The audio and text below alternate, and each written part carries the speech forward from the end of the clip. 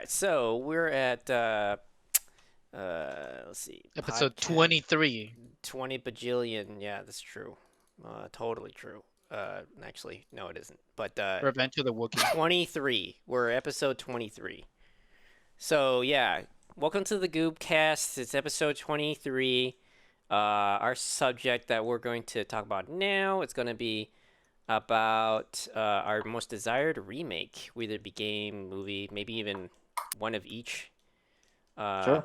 Even if it's a show, maybe. I think I actually, you know what? Now that I think about it, I can't think of a show that's been remade. Has there been a Yeah, show I was that's trying been? to. I mean, there have been shows Oh, that have been remade from like the '60s and stuff, but sometimes they're remade into movies or like something like Mission Impossible or like the A Team. But I don't. I'm sure Hmm. there's been. there's Oh a yeah, lot of and there's anime, for also example. Battlestar Galactica was remade, and I'm sure if I thought long enough that I could think of other ones as well. Oh yeah, that's right. Battlestar Galactica. Mm. Oh yeah, I mean, would you say that some like Picard or stuff like that is technically? It's not a remake. Nah, It's more it's like not a a. remake. It's a sequel. That's a sequel That's series a for sure. sequel. Yeah. Okay. Yeah, I Okay. mean, there's a lot of anime that always gets remade and remade. True. Yeah. Yeah. It Off the is top of my very head, true. Berserk. Not a great remake, but it exists. Hmm. Berserk. Yeah. All right. So we have either remakes as far as movies, TV shows, or video games, right? Yeah. Yeah. Yeah. Anything you want? I totally thought about this topic. I'm not at all just looking at Netflix and thinking what kind of show I want to see be remade. No, you could take a little bit of column A, column B, column C, and column AB. Okay, so I'll start it then. Star Wars Old Republic, like the Star Wars was it Knights of the Old Republic. Knights of the Knights of the Old The Republic. Yeah. pubes. What the fuck? Anyways, No one has ever abbreviated it like that before. They should all right. show that it's for Well, mature adults. I want that as a remake, 100%. Like that RPG is so damn good. And the thing is like when I played it the first time, it was around the time where like those kind of games were outdated. Like, Right. like it wasn't. It was like this looks ugly compared to like all the other games. Fuck. Yeah. But it was one of those things where I didn't get on it because probably at the time I didn't have a PC that could run it. And finally when I had a working PC that could play any game, almost like old games that I haven't ever caught up with, I started to play it because I heard so many good things. And one of the things was that the reason why I played it was because I wanted to learn about like what what choices were made to make it as good as it was in terms of game design, and why it was got such praise. And I love BioWare, just because of Mass Effect, but Yeah.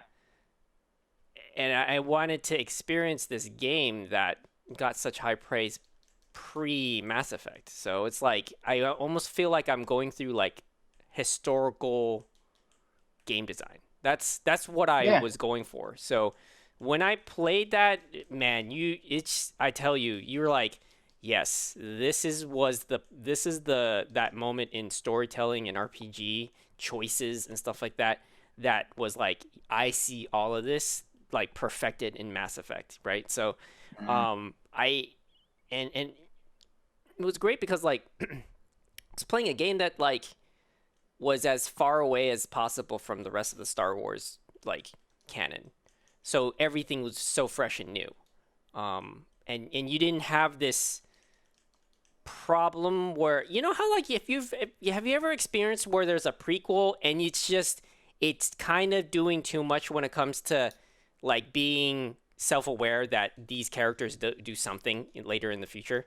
You know what I mean? Yeah, yeah. Like Oh yeah, yeah. Like somehow they Playing the already next know movie. their destinies. yeah, it's just too much, right? Like it's to a Yeah. point where it's just there's nothing else of substance that Yeah. you're giving me other than, oh, I know XYZ happens. And that was like just I was like going to through that like that whole, I think we've gone through this like for decades of like on and off. Every time Star Wars comes back, it's like, there's parts of it that you think it's going to be like, oh, these are great, but then like it gets spoiled because like they get too caught up on the fact that they're Star Wars. Like the franchise is too aware of itself that it can't get past it. Yeah. So like at that time when I was playing Old Republic was like when we had experienced the prequels, and it was just like there was like, obviously there's some things that we were like hoping it was going to do better, some things that it did well, but to the core of the substance was like it wasn't there. So I went to play Old Republic, and it was really like a defining moment in terms of like RPG storytelling for me. Like even now that okay, so this is great to segue into the PS5, because I just got recently the PS5, and Brenda, picked it up and blah blah blah, and we're like, enjoying the new system, and then we were looking up some videos about how like IGN does comparisons and blah blah blah and stuff and whatnot, and Brenda had like an interesting question about how like she was saying it's like, yeah, the XYZ this and that PS5 is good or better than Xbox, but when she said that I was like, well, I mean, I'm not really like that type of person to be like, oh, I'm PS5 only forever. Not like, I'm not really No fanboyism. Yeah, I don't have that kind of stigmatism where it's just like I only stay at the one camp.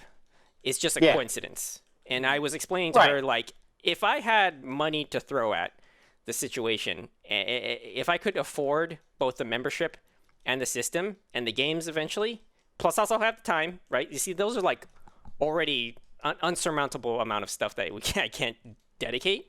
Sure. But I told her, like, if I could, I would totally get the Xbox series, right? So and then I was saying the reason why I chose PS5 and Sony was because, well, one, there's a lot of the games that I want to play that's going to be on there, right? So that's one. Yeah. Number one. That was like the number one choice. And then two was like, you know what? People I know that are playing, like, we're all here, like mine as well, right? And then third, the membership, like, and I didn't expect this.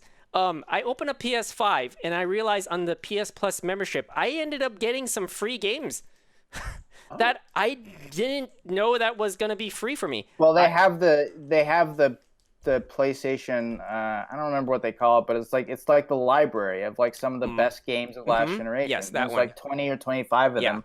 Most of them are first party, but some of them are third party as well, like Fallout 4 and stuff. There's a lot of great games on there, and you get that for free if you get the PS5 and you're already a PlayStation Plus member. And that was like, that's like another.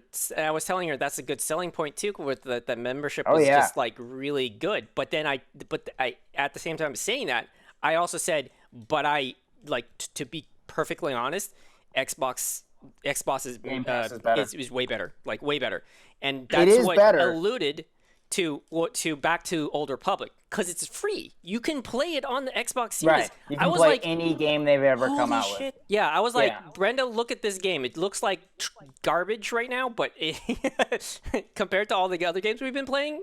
But I was telling her this game, that's one of those things that I do wish I have the Series X just to play that. And if BioWare just actually does a legitimate like reconstructed remake, oh man, Oh man, that's gonna get me going for that for Yeah. sure. I just can't. I would love a remake of that game because Yeah. I've always, we've all heard so many great things about KOTOR over the years, and that's why I never got to play it. I never had an original Xbox or anything like that. So, but yeah, that's always one I would want. But yeah, I agree about the Sony Xbox stuff as well because I feel the same way. We've talked about it before, but it's just like, you know, people, some people are like, oh, well, you're only for PlayStation. I'm like, I'm for the games. Like, I'm Yeah, for yeah, where Yeah. the games are. exactly. And the thing is like, it's exactly what you were saying. Like, yes, there's a lot of great games there, and you get the PlayStation Collection, which I've already played most of the games, but there's a few I haven't, like Persona and a few others. But it's mostly because of the games that I know are coming from series that are coming, right? Whether it's Horizon 2 or the next Uncharted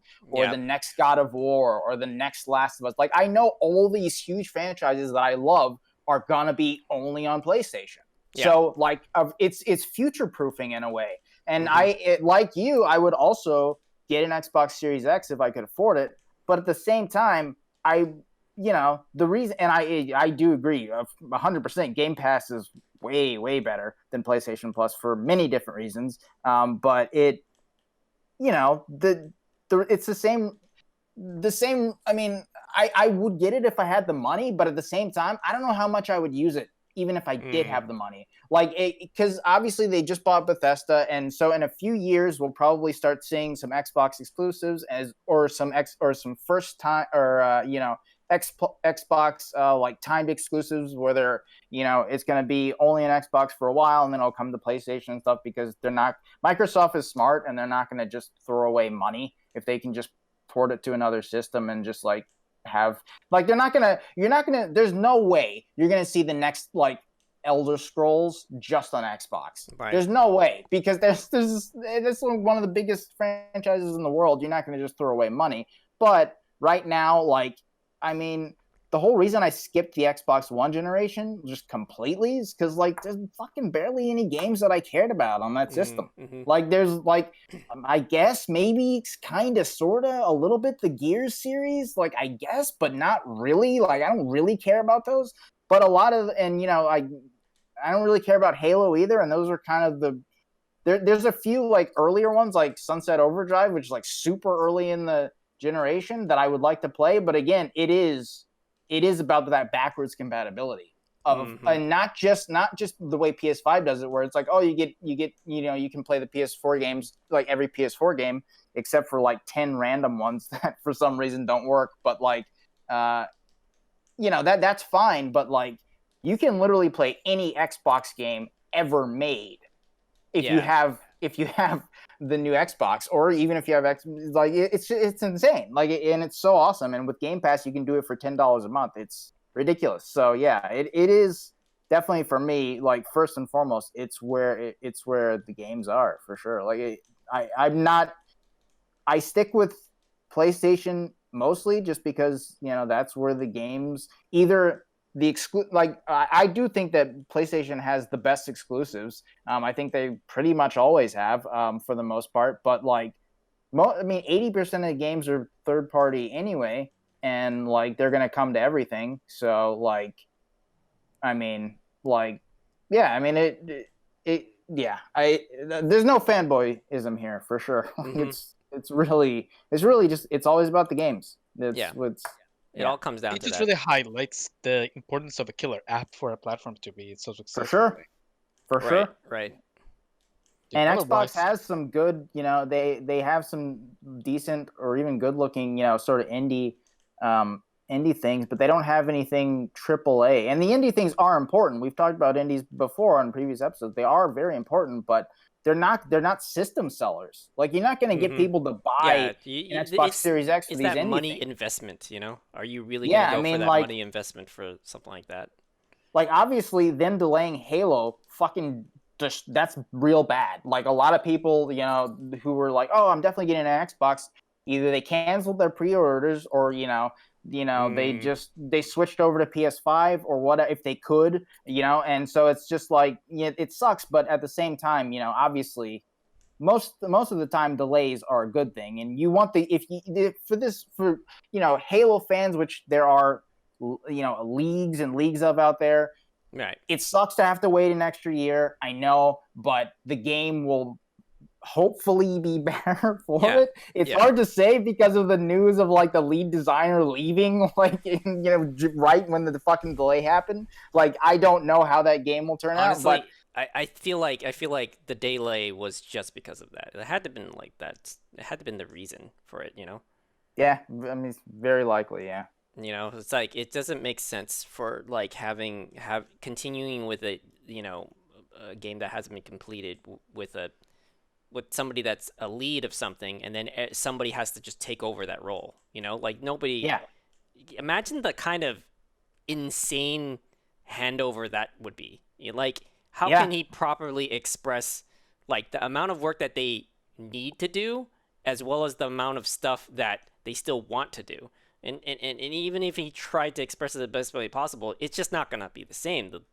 The lead is going to be like, would have to be so keen on like what's going on in the game. But I mean, we could have a discussion on that, like in terms of like, maybe the like, production hell. Like there's a lot of games nowadays that goes through a lot of production hell, and I feel like it's a kind of the new nature of it. It's the demand is so like we want it now kind of demand, but the technology also kind of makes it harder to like do it in a way where it's effective. Right. But I mean, just bring it back. I think Kotar is for sure mines. Like I really, really want that in the modern day. Like now, kind of like in this generation, the amount of stuff that they could potentially be doing is like amazing. Like I don't know what. I don't know. Yeah, that's that. I can't. It'd be great to see it definitely be more accessible too, because even buying, you could. I mean, KOTOR is out there. You can just buy it on your Steam and for probably really cheap and just play it right away. But it's with the nature of most pretty much all video games. Like all video games are just, especially the early 3D generation, they age is pretty. They age.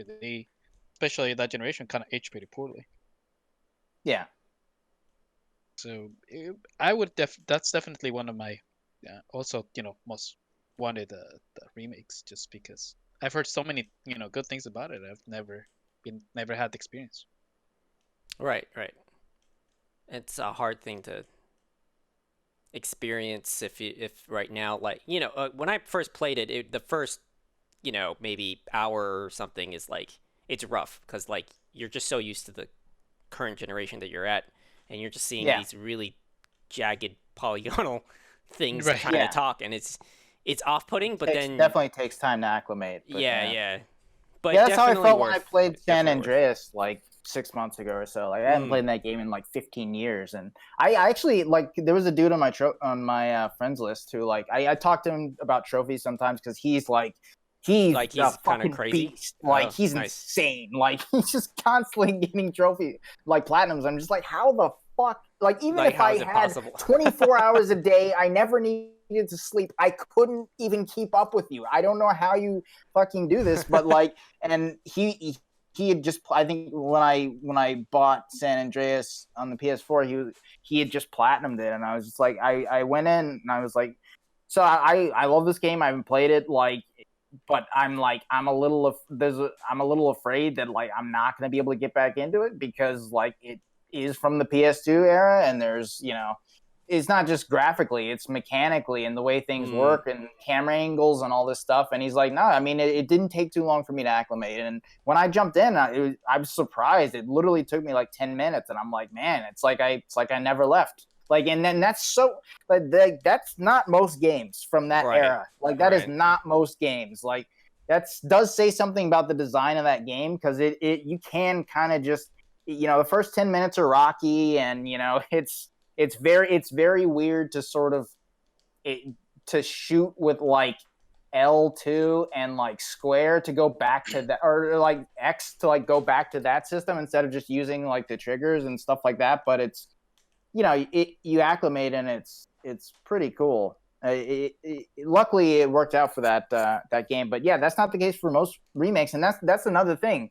Like it is a really cool way of game preservation, of remaking your game. Like doing a like from ground up remake of Demon Souls is great for that game, and it's great for the Souls franchise, and it's a really cool way of preserving the games, the same way the Resident Evil remakes were, or the Shadow of Colossus remake, where it's just like, many people haven't played this game, not because they're not interested, but because it's just so hard to go back to those games. Like, it's just not easy to just jump back into the classic Resident Evils with its isometric cameras that change every 2 seconds, and like you're running one way and then the zombie's in front of you and you go to shoot it and the angle changes and now you have to guess where their head is and like tilt your gun to like try to get the headshot. Like, it's not easy to go back to. So when you get these from the ground up remakes, like they take years to make, and they're super tough to make, but man,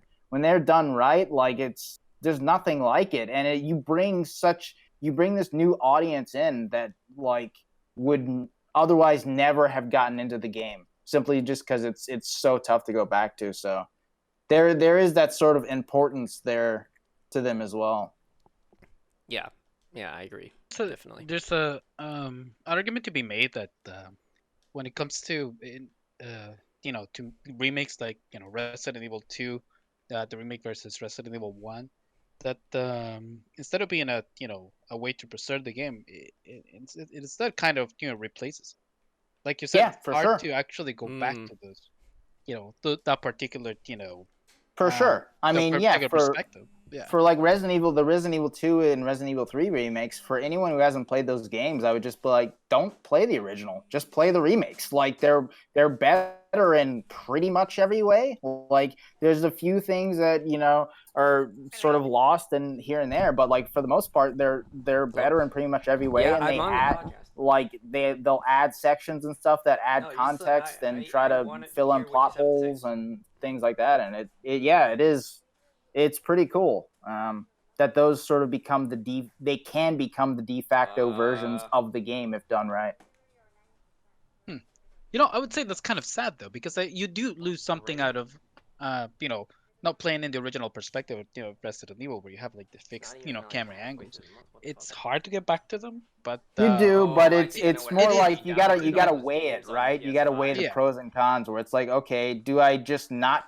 Is it like, okay, well, most people can't go back to this game, so do we just not remake it and have those games sort of stuck in time forever, or do we remake it, add a lot of stuff? You're gonna lose stuff along the way. It's just the nature of the beast. But like, most people are gonna be able to play this.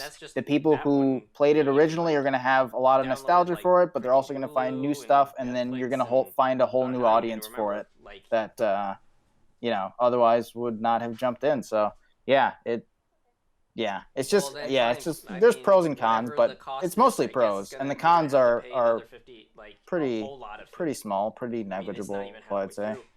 That means I have to give you. Although honestly, I would like to see if there's anybody who can actually make it work. Make that fixed camera angle, the perspective, work in a much more modern setting.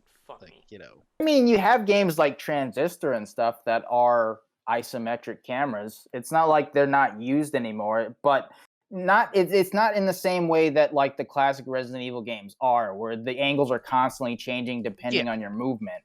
I mean, it would be interesting. That kind of stuff. I don't know. Yeah. Because I mean, for example, I would consider a lot of like Nintendo games that are remade, that are one of the 3D games that are made based on the 2D games, a sort of a remake of sorts. For example, you have the Metroid series when it translated itself into the 3D realm. That Metroid Prime doesn't really supplant. It doesn't really erase the Super Metroid and all the games that are like that. But in a way, those are the games that we want to where we want to see the franchise go to. Like if I wanted to play another Metroid game, I want it to be the 3D one, another 2D one. Huh. That's interesting because I've always felt like the opposite about the Zelda series, where I really enjoyed. Like I haven't played like that many of them, but the ones I have played, I would love to see another 2D like full-fledged Zelda game. Like I actually like Zelda a lot more when it's 2D.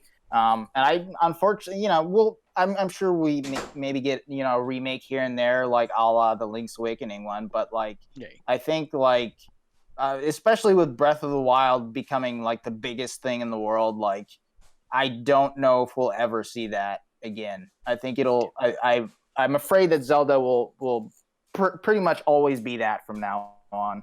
I honestly would totally play a Legend of Zelda game that was 2D, but with all the physical physics mechanics that are in Breath of the Wild. Like I think would be yeah, that'd be cool. That'd be really cool. Yeah. What were you saying, D? I don't know, because what makes 2D Zelda so appealing is that everything's simple. So I'm not quite sure if physics in 2D Zelda are necessarily going to be as welcome as they might sound on paper. It's just with 2D Zelda games, there are certain tropes that follow, like Link always can use the beam when he has full hearts after he reaches a certain level, for example. And the beam is one of those mainstays, but it's like, does it appear in some 3D Zelda games? Sure, but it doesn't work exactly the same way. And it's like,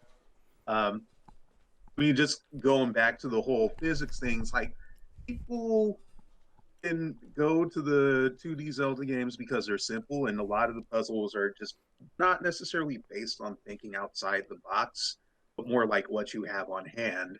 And I think that might alienate players because some of the 2D Zelda fans are fans who left the series like a long time ago. Right. Like my dad, for example, he wants to see another 2D Zelda game. He doesn't really play any of the 3D ones because he gets motion sickness. So like the 2D ones are easy for him to follow because it's just more about exploration and using what's on hand, and just like if there's any puzzles, and 2D Zelda games do have puzzles. It's not something that's going to, rack your brain trying to figure it out. It might be like one or two tries. Okay, there it is. Right.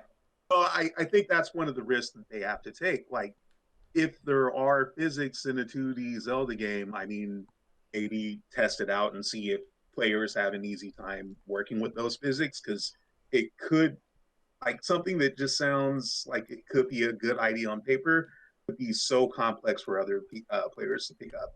And for sure. Disclosure, when I played one of those golf trials on Breath of the Wild, oh my God, I had to look up a video guide because I just didn't know how hard to hit that orb, and I just like had so many drunk rage quits on that shit. Like,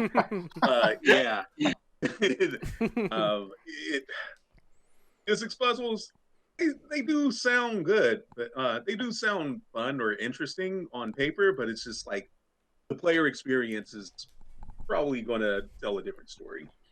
Yeah, for sure. I agree. It's definitely a challenge. It might be an interesting experiment, but yeah, for sure, yeah. But they always have to test these things. So just because someone might have a doubt about the idea doesn't necessarily mean it's going to hit the cutting room floor.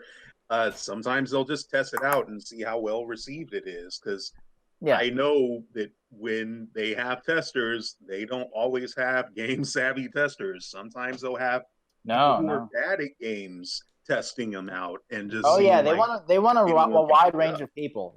I've been in a lot of game tests myself and play tests, and it's always a wide range of people, and with a wide range of experience with the franchise you're dealing with, and a wide range of experience with games in general. So because they're trying to appeal to the mass market. So for sure. So I mean, I have a few remakes that I would want, I guess, but I mean, the one I'll sort of just speed over just because I feel like I fucking talk about Resident Evil like every episode is, and I'm sure I know I've already talked about this before, but definitely my number one, and it's definitely possible, especially with the Resident Evil 2 and Resident Evil 3 remakes. My top remake is Resident Evil Code Veronica. I would love all the classic Resident Evil games, meaning like all the games before 4 to be like remade, and then 4, eventually maybe. I mean, there's already a lot of rumors about that being remade already, or in the process, and I'm quite sure they're true. But I always felt like the Resident Evil 4 should be like the last one to be remade. Like it should be the culmination of everything else they learned after they remade all the classic Resident Evils. Also for like we were talking about players like just jumping in, like new players to the series, like they started with the Resident Evil 2 remake. So already players are like, okay, who's Chris? Like who's Jill? Like who are these people? And then, you see Jill in 3 and like, but people still don't know about like the mansion incident and all this stuff, like new players. And it's to jump right to 4. Not only would like piss me off to no end to just skip right over Code Veronica, but it would. I feel like that would confuse players even more because that game starts with Umbrella being dissolved. Like it starts with the main opponent of like 2 and 3 just gone, and then you just have a totally different story with the Las Plagas and Sadler and all that shit. So I feel like it would, but then like if you do that and then it's just like, oh, okay, now we're gonna go back to Code Veronica and now we're gonna remake the original and hell even 0, like then that's gonna confuse new players even more. They're gonna be like, wait, we saw Leon again and he's totally different in 4, fighting like these parasite dudes, but now we're back in the first one that happened before everything else, and here's Jill again, but she's younger, and like Chris, and like it's just like I don't think it's a good idea, and I think that they should remake the classic ones first. And the reason Code Veronica works so well is just because it's this very long, like big game that takes place over like 2 different very interesting locations, Rockford Island and the Antarctic base, and brings back Claire at the forefront, and Chris as well. And I've talked about it before again, but I think it has the best lore in terms of like threading out the lore and sort of bringing it out and expounding on it, as well as the best villains and the best settings. And there's just so many great things about that game that like especially after Resident Evil 3, where like I really really love that game, and I know people have a problem with the length of the game because the original is much longer, but the original is also much weaker. I feel like the original Resident Evil 3 is like the weakest of the classic Resident Evil games because there's just so much fat on there. There's so much like filler and like things that you don't need, and there's like an open world there, but there's not a lot of interesting things to explore in it. So like cutting it down and truncating it massively the way they did with Resident Evil 3 and making it like this lean, like 7-hour experience was a great idea, but you don't need to do that with Code Veronica. So it is one of those games where it's like a 15-20 hour game, and it's like I would love to see that whole experience remade. That'd be awesome. But I have a couple other ones, but I guess one of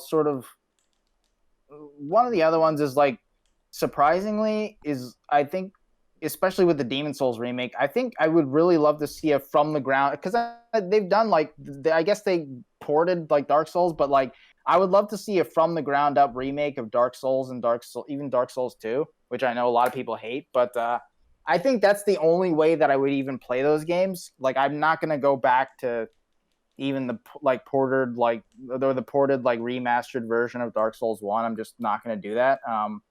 And I have a love-hate relationship with those games, but I would play them if they were like remade from the ground up. Which given the popularity of the Soul series, and I wouldn't be surprised if that happened at all in the next few years. Mm-hmm. But another one is the God of War PS2 games, because before God of War 2018, I fucking hated Kratos. I hated him. Like, he was such a shitty one-note character whose only two emotions were anger, extreme anger, and fucking. Like, that was all he did. And, like, he was such a bad character. Like, seriously, like, legit one of the worst characters in games.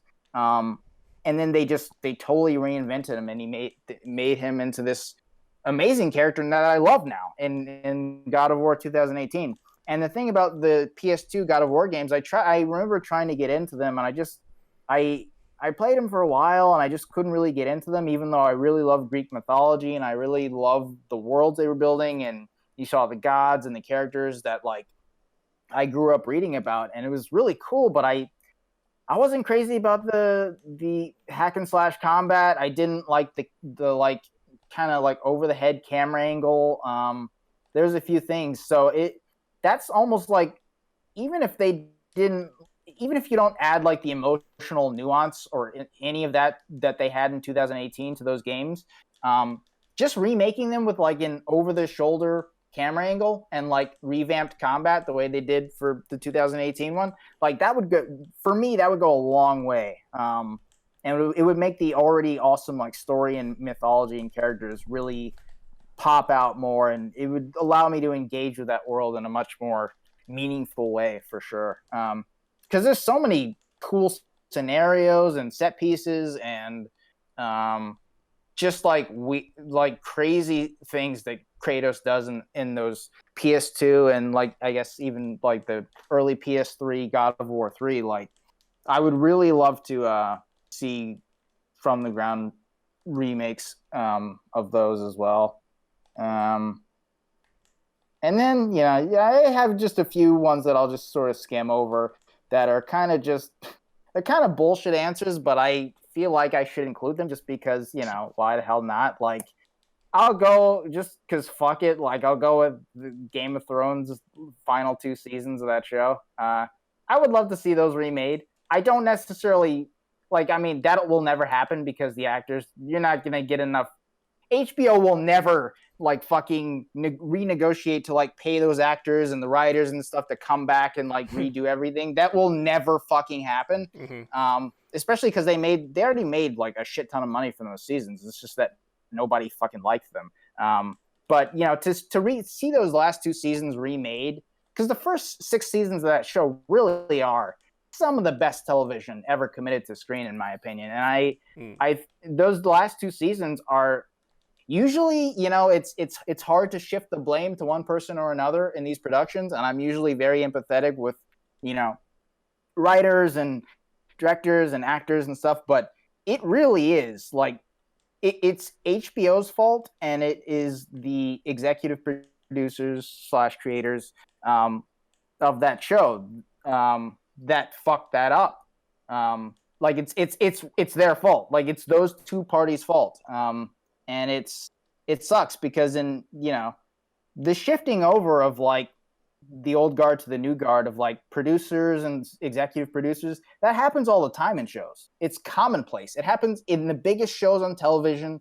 It happens all the time of like, okay, this executive producer, these guys, the creators, they want to move on, but the network doesn't want to give up the show, so they move on. And it's honestly usually amicable. Like, it's not even a problem.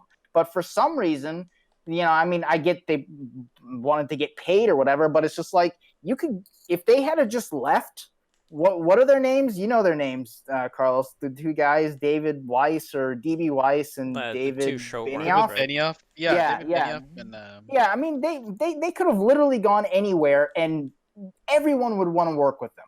Like, if they had just stopped that 6th season, they would have been like the talk of the town, right? after Game of Thrones ended, they had like a Star Wars movie that they were going to do that got canceled because they were just like, too many people hate us now. Like, we don't want to fucking like do this and like bring this to Star Wars. Like, we're not even going to do it. And it's just like, if you had just stopped and been like, okay. Also, the hate that they already had too. Like, I'm pretty sure the Star Wars was already at that point, like, yeah, they were basically already, Star Wars had something bad going with it. And sure, but like they didn't want to further. I understand. Yeah.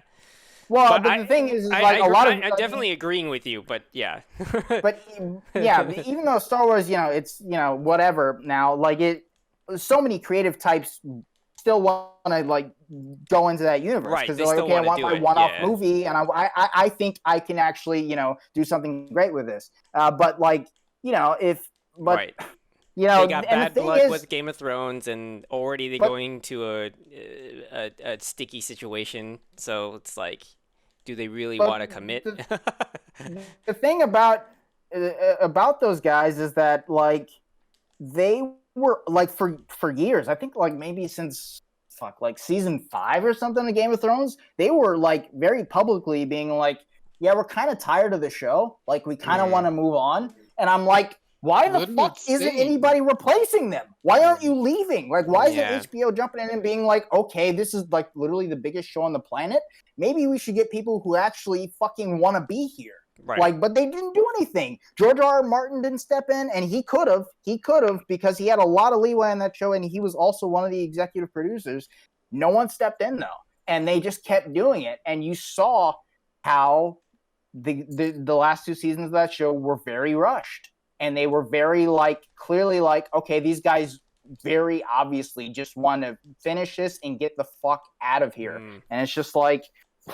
Like they clearly ran out of ideas too. Yeah, and why nobody stepped in? Why they weren't just replaced? Again, it's a common thing. Like I still don't understand it. But yeah, to see those final 2 seasons remade in a parallel universe or whatever would be great. Or not even to see them remade, just to see them. Okay, the 2 guys walk away. You get new executive producers who know the material cold. They got a lot of good ideas. They really want to be there, and they're in for the last 2 seasons. Or, I mean, Game of Thrones is maybe the only show where I was like, like this show actually could have gone on for like another 6 seasons, and it probably would have been better for it because there's so much material there and so many ideas. And like you look at like the last 6 episodes of that show, which are the last season, and like the first 2 episodes could have been 2 episodes, but literally like the fight with the Night Walkers or the Night King and the White Walkers, and that was 1 episode, and then you have the other episode where Daenerys is like is destroying King's Landing and all this ridiculous shit, and then you have Jon Snow like coming to terms with having to kill Daenerys and all this. These are 1 episodes. Literally every one of these episodes could be a full season. Yeah. And that's how it would have been in previous Game of Thrones seasons. Like that show is, generally speaking, pretty slow for the first 6, in the best possible way, for the first 6 seasons, where it's just like, okay, this person finds out something in the beginning of this season, and it doesn't maybe come to fruition until like 3 seasons later. And that's just the way it works with this interconnected weaving web of characters that you're building here. But that's why it was so cool. It's because you were seeing in action, and then all the way down you were seeing the consequences of these actions. And that all of that was just so rushed. And it was just like literally every one of these episodes could have been a season, and it would have been better off for it. And I never say that about any television show. Like I'm always like, you like tell the story you want to tell and get out. But like with that, it's like it would have actually really benefited if they had just played the same formula they had been for the first 6 years, where it's just just telling this, drawing out the world, drawing out the characters. So yeah, it's a shame we got what we got, and but there you go. Mm-hmm. And on top of that, the timing too. We're just like, between Endgame and that, we're all like, damn. Now we have like a two comparisons to kind of like one satisfying, right? Because they're both the culmination of these huge series with all these interconnected characters and storylines, and like you just saw Endgame, Infinity War before it, and then an Endgame just totally fucking crush it, becoming one of the best superhero movies ever made, and one of maybe the best movie of that year, and it was just like incredible, and it was so satisfying on like every level. And then you just see Game of Thrones, where it's just like, man, this show that I loved so much. Like at one point, it's just like you see these characters, and like even the fucking actors in interviews, they were like, man, this doesn't really make sense. Like, I don't know why this character did that. Like, I remember seeing like Dinklage and like Emilia Clarke and these other actors being actor's like, my character wouldn't do that. Yeah, it's like, I don't really know why Tyrion does it, but he does it, and there you go. And even Emilia Clarke was like, I remember because before the final season came out, she was like angry about like what happened to her character, and no one understood why, because no one had seen the season yet. And we were like, okay, something crazy is gonna happen with Daenerys. What's gonna happen? And then you see the season. I was like, oh, I see. Her whole character is destroyed. Like her entire arc meant fucking nothing, and let's just make her crazy in like 2 episodes. And it's just I would be pissed too. I spent a decade building this fucking character, giving my heart and soul to it, and then he just totally means nothing. And so that happened with so many characters in the show. Well, I think one stood out for me the most was the guy that was he's like the bald guy, the castrated dude. What? Fucking Varys. Varys the spider. Yeah. And I think he went very vocal. I think he was very vocal about like this is not my character. Like I think there was like a couple interviews that he said like, why didn't I have a moment with like my rival, like what's his name, Finger? What's his name? Littlefinger. Oh yeah. Littlefinger. Well, he was already dead by that point. Yeah. It's like there was never that moment, or like another moment of like with another character is just as intelligent as he is. Or even his ideals totally changed. Like he made this whole journey with Tyrion in season 5 to find Daenerys because he really believed in her, and his whole thing has always been like he does what's best for the kingdom. Like he legit cares about his country. Where all these people just care about power and all that stuff. But like he was like, and then you see it completely turn immediately when he discovers Jon Snow, and he's just like, oh yeah, this is the king, like because he has a cock, like that's it. And it's just like, what? Like what the? You know why this is not the character. You know exactly why it kind of went that way, right? Because in the books, Varys himself is actually in cahoots with the other, not Daenerys king, the one that was actually Aegon, like the in the books, like the baby that gets killed, right? The books had better context to his. Yeah, exactly. So in this choices. one, he's actually in the books he's actually like always on the side of the prince, but he's always been hiding him for like all this time. So now that that character didn't exist in the books, they had to go to the next thing, which was I guess, but they had still built up the character over years as this one way, and then they totally shifted it. Because obviously the character you're talking about, like Aegon, he's actually dead in the show. Like they don't even that's not even acknowledged. So like they had already built up Varys, and it's just like they just changed them. They're like. Just because I don't know. Yeah, that was exactly. There was no build-up basically. There's no. Yeah, there was the same thing. It's the same thing with Daenerys' madness or a million of the other things that they did. Yeah, they were just checking a list of like plot points that they already had written from George R.R. Martin. They were like, we need to hit these notes, and it's exactly. Like, your show is different. Your storyline is different. Right. Now. Like you don't have to hit those notes.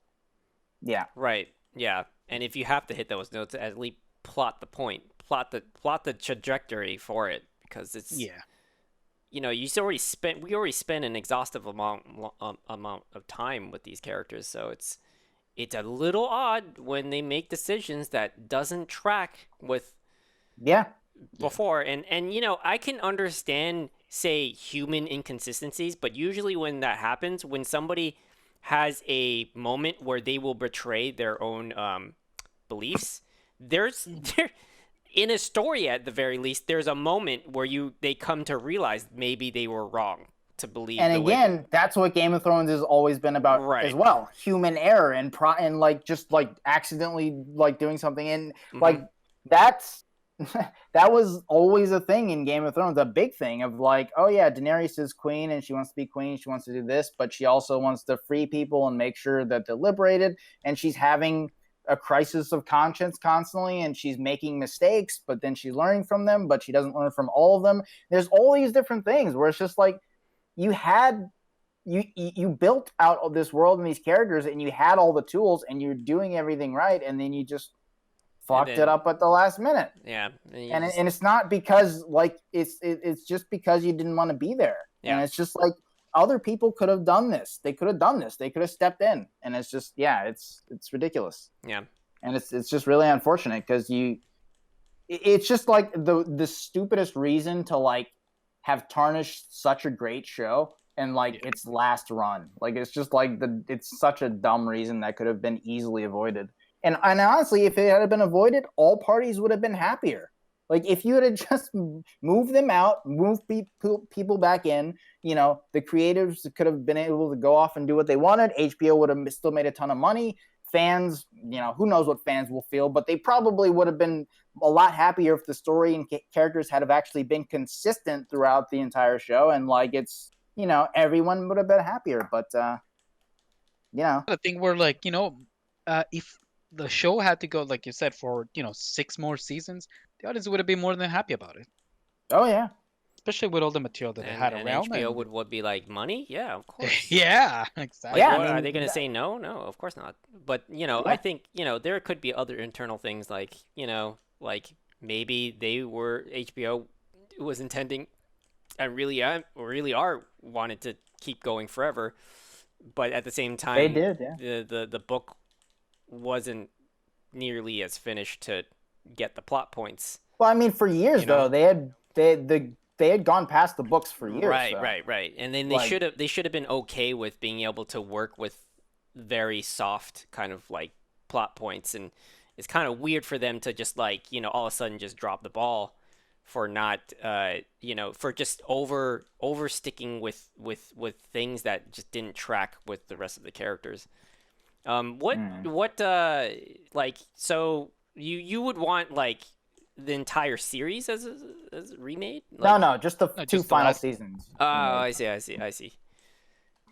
Yeah. Okay. Was there? Because those were the ones that are like, they weren't 10 episodes. They were clearly very, very rushed. You could tell not just in the episode count, but like episodes like Beyond the Wall, where it's like it takes place in one episode, whereas in like any other Game of Thrones season before that, that would have been like probably a season-long arc, right? Mm-hmm. Like, and it was so obviously just like completely contrived and forced and very, very rushed. Right. Okay. What about Dexter? Do you think? I don't know. That's actually who's watched. I've heard about that. They're actually doing that. Yeah, I heard about that because Michael C. Hall and like literally everyone fucking hates the ending and the whole final season. Really. Right. Yeah, I was thinking about that. Yeah. Has anybody else seen Dexter by chance? Here. Not all of it. Okay. Well, I mean, Jump the Shark was basically what they did at the end of it. Would you say that? I mean, if you were to like compare the two, what's worse, or what was better? In terms of endings or final seasons? Maybe you could talk about both, but like I would say ending. In terms of ending, I would say because Dexter's ending is just so fucking bad. I would say Game of Thrones ending is better because there are some like plot points and character points in that ending, like that final episode, that I actually do like. Like I like how Sansa's arc ends. Like it makes total sense that she would be the Queen of the North. Right. Arya's arc ends fine. Like I guess it tracks with her character. It's not the best, but like, and even Jon Snow's like him being exiled to the Wall, and then there's no real Wall left or Night's Watch, so he just goes with Tormund and Ghost and like goes with the wildlings beyond the Wall because like he always sort of felt more at home there. and more like, okay, like, because when he's in Westeros, he's a bastard, and it's always like they're always telling him that, but he was when always ostracized, basically. Yeah, in the second and third. Yeah, in the second and third season, when he meets Ygritte and he's with the wildlings, obviously there's like uneasiness between them, and he's a spy at first, but like eventually he really starts to belong there, and he really starts to like want to be there. But yeah, so in terms of ending, I would definitely say Game of Thrones is better. In terms of final seasons, yeah, I mean Game of Thrones is also better. I hated the entire final season. Yeah, of Dexter was pretty bad. Like they started off with, I guess, a couple of interesting ideas, especially in terms of just Deborah and Dexter's relationship, and like how after in the season 7 finale, like Deborah kills LaGuerta to like not in order to not kill Dexter, and to like because she saves him because he's her brother and all this, and that was a really cool way to end that season. And then you see sort of the effects of that afterwards, but that's quickly just overshadowed by like terrible writing, and then bringing back characters like Hannah, like Yvonne Strahovski's character, who's fucking awesome in the 7th season. When they introduced her, she was like the fucking like poison ivy serial killer, and like who would use like plants to kill people, and she was fucking awesome. Like she was really cool in season 7, and they brought her back, and she was just written so terribly. I'm just like, this sucks, man. Like. And even the main villain of that season was supposed to be like this mirror version of Dexter, like the quote unquote perfect psychopath, and like who's like Dexter, but like Dexter 2.0. And it's just like, I barely fucking remember that guy. Like he sucked. I have no idea. He was like the worst villain of that entire fucking show, who's completely forgettable. And it's just, and then yeah, I mean, to go on like the way that they killed off Deborah fucking annoyed me to no end. Like it was she was such a fucking awesome character who we got to see the entire evolution of, and they just kill her off. Oh, she gets shot in the side, which she has been shot before several times in the show, and she's in a coma. Okay, she's in a coma, and then she flatlines basically, and then Dexter takes her out to the sea and throws her into the sea. Like it's just like that's her ending. Like, are you kidding me? Yeah. Are you fucking such a great character? Like that's so not just anticlimactic, but just so poorly conceived. Yeah. Like what the fuck were you thinking? Yeah. Well, she was still alive. He had only known. Her last, words are like, okay, why did you throw me into the sea? I'm waking. I think another thing that was just like senseless was the fact that they kept he's still alive. It was and then like he's driving off into a tornado. Like that doesn't make sense. Like how does that make it? Like what like what part in your mind do you suddenly think that's the answer? How does it look good, like ever? Even on paper. Oh yeah, Dexter drives his boat into a tsunami. Like when does that sound good to you? Like, yeah, like why? Miami has tsunamis now? Like oh yeah, I mean they do. I mean like in the sense that there's been seasons of no tsunamis, and it's not even a build up to like any metaphorical reason why he would choose that death of all, or supposedly that death. And how did he survive anyways? Becoming a lumberjack, that makes no sense. Another thing was that all the promotional material for that season was all this shit that was just a lie. Like there was so many posters that were like Deborah standing over the table of Dexter's kill table, and Dexter being in the fucking saran wrap, and like it was all basically pointing towards Deborah's going to be the one to kill Dexter, and that would have been cool. Like if they had built up to that, it would have made complete sense, and he honestly should have died. Yeah, but like by her hand would have been the best way. But then none of that happens. Like there's no trace of that anywhere. I'm just like, I see. So all those posters were just complete lies. Like you just wanted to get people in the seats to watch the season, but you had no expectations to fulfill that story. Characters like him that are inherently dark, and they're not purely like hero, right? They're kind of the anti-hero basically. Anti-hero, yeah. And anti-heroes don't do well with good ending. You know what I mean? A happy ending. Yeah, they never do well with a happy ending. Like Batman will never be happy. Is better. That's part of Batman. Yeah. Like he will never be happy. Yeah, exactly. Like that's just like he's not Superman where he's the Boy Scout. Like he's always gonna be alone. Right. Like he's always like that's part of who he is. And we did talk about this too, about how like, you know, I think it was I think there's 2 Batman instances where they have a happy ending from and it just doesn't sit well. Rises, yeah. Rise, yeah. And then I think one of the was it a game? Wait, maybe. Was it a game? I don't know. I don't actually remember now. But I could swear there was another one where it was like kind of weird where like he had a happy ending and it just did not feel right. Especially a character like him. Yeah. But yeah, I think it's just like, well, I don't know what were they thinking with those choices in the end. Like they had such good characters. Yeah. And that whole final season, not only did it suck, but it was just totally unnecessary. Yeah. Like you could have literally like that final scene in season 7 where like Deborah decides to kill LaGuerta instead of Dexter.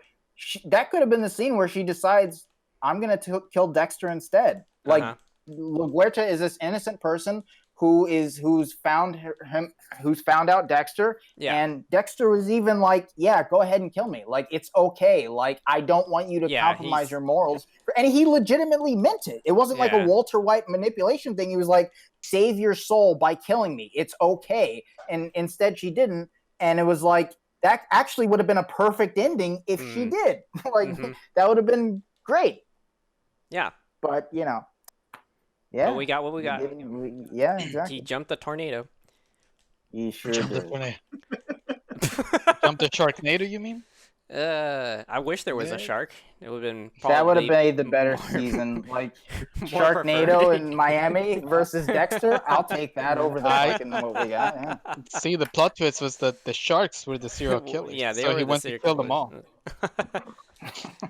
Oh my god. One shark at a time, you know?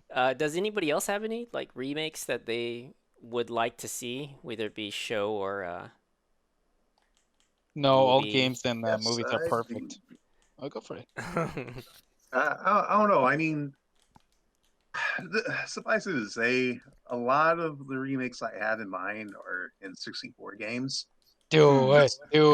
I mean, Nintendo 64, I know we all grew up with it, but a lot of games are hard to play in hindsight. And some of them were just not like they were bad. It's just that there are a lot of games that were good ideas. It's just that, you know, I can't really see them doing an N64 virtual console for anything that wasn't by Nintendo. And that's just saying it in the nicest way. One example, since we were talking about Star Wars, I'd love to see a ground-up remake of Shadows of the Empire. Oh, nice. Yeah, me too. That was a good. Yeah, I enjoyed that game. Having grown up with the Super Star Wars games, I always felt that Shadows of the Empire felt more in place with that. And you know, I was talking with my brother about it because we were both talking about this before. He was telling me about the development process of Shadows of the Empire, saying that they were just way too ambitious with that. Like the amount of work that they put into it, they could have just did like more than one Star Wars game, basically, because you had your speeder sections, you had your flying sections, you had like action sections, and it's not that the production values on that were bad. It's just that the hardware was just very limited, like to go back to. And even if they just did a straight up ground up remake where it's just all they did was just replace resources and update the sound quality, that would still be more than enough just for modern consoles and Steam. Because it is that kind of game where you just don't really need to add much to it to like change the experience. Maybe a few quality of life changes here and there, because obviously they do want to. I mean, part of the remake is updating the player experience too. So it's not just updating the graphics. They also want to make sure, like, hey, what didn't work about the original version? Let's see if we can make things better, make things control better, make the physics different, or control more better. Like I can see things like that. But generally, just all you have to do update the graphics, and that's usually more than enough. If you want to do more, fine. But you could add some cutscenes, you could add some more dialogue, but it's one of those Star Wars games that isn't necessarily the best of its kind, but it's like what could go wrong by remaking it? Exactly. Yeah, no, that game had a lot of cool. I really like the levels in that game, and it had a lot of good ideas. And the fact that the story takes place in between Empire and Return of the Jedi. So you're really just focusing on like a lot of side characters. Like you play as Dash Rendar, and you have like all these cool instances of like Dash Rendar going after like IG-88, the assassin droid on like the trash planet, and it's like it's just a moving train like for most of the level. That's so cool. Like there's so many cool ideas in that game. It would be cool to see like whether it's like a just total overhaul from the ground remake or just like what you were saying where it's just like kind of a new coat of paint and few quality of life adjustments. But yeah, that's definitely, I would say that's definitely a story worth going back to for sure. Plus, being able to see it in 1080p or 4K, just like all that sound blasting, just come on, guys. Yeah. I mean, it's an idea. It's, I'm tooting my own horn here. I'd say it's a good idea, but it's an idea worth doing. Yeah. Just saying. Hell, I mean, hearing that Factor 5 isn't quite dead because they did a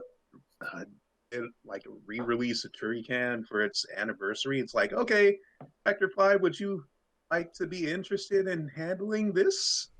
Co-developing this? Because you did all that great work on the GameCube. It would be a shame if you didn't work on another Star Wars game, but I don't know what remains of Factor 5 exactly. I just know that they're kind of not dead, so that invokes a spark of hope. So, other Nintendo 64 games, I'd say the entire Konami library. Konami actually did have an honest effort for the Nintendo 64, and not everybody loves the Castlevania games, but when you get down to them, I actually wanted them to remake the Castlevania games when the 3DS came out. Like the 3D Castlevania games don't really hold up the same way as the Symphony of the Night-like games or the exploration platform games or Metroidvanias, as they are colloquially known as. But they still work. I mean, even if you were to remake those games and use the PS2 Castlevania game engine, you'd still have a better game than what you left it as on the N64. Because they were slow paced. Like my problem with the Nintendo 64 games is that they were slow paced and a lot of puzzles were unfair. Like their AVGN covered this one part where you get that explosive potion from the lab I forget what you're supposed to do with it, but like if you jump, it explodes and you die. It's like, okay, so no, like player experience is important. Just try to be fair to the player and just kind of make sure that they can play through it consistently and well. That's all I'm saying. I remember that semi-sequel where there were more characters, because I think the original plan was that all 4 characters were going to be playable on the first just in one game, but instead they split the game into 2. So I guess if they were to remake it, they probably should just release it as one singular game instead of remaking both games, where the werewolf was available, and I forget like the other character. I didn't play much of the second iteration. I just played more of the first.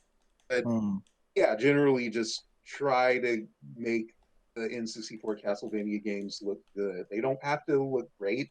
They don't have to be the best. Just make them more presentable than they were before. That's all I'm getting at. I'm not going to go through the entire Konami library, but one game I love to see at least a remaster of, or one game series I'd like to see a remaster of, is the Mystical Ninja games or the Ganbare Goemon games. Those, like the first game was an adventure game in the vein of Zelda, or the first N64 game, because it's a long running series, and I played most of the games. Um, but the Nintendo 64 game is the one most people played. It was one of the first English localizations that kept all the names and didn't try to rename them, like Kid Ying and Doc Yang and shit. It had some of the characters that appeared in later games, and I was replaying it recently. A couple of things that could be better, aside from frame rates. Maybe just have a more intricate world map, for example, that gives a better idea of the layout. Maybe I make it a little easier to find all the fortune dolls, because there's a point of no return in the game. So if you miss any of the fortune dolls to unlock the sound tests, you're going to have, and I guess the boss rush for the giant robot, you're going to have to replay the game all over again and find all those life extension dolls, because that sucks.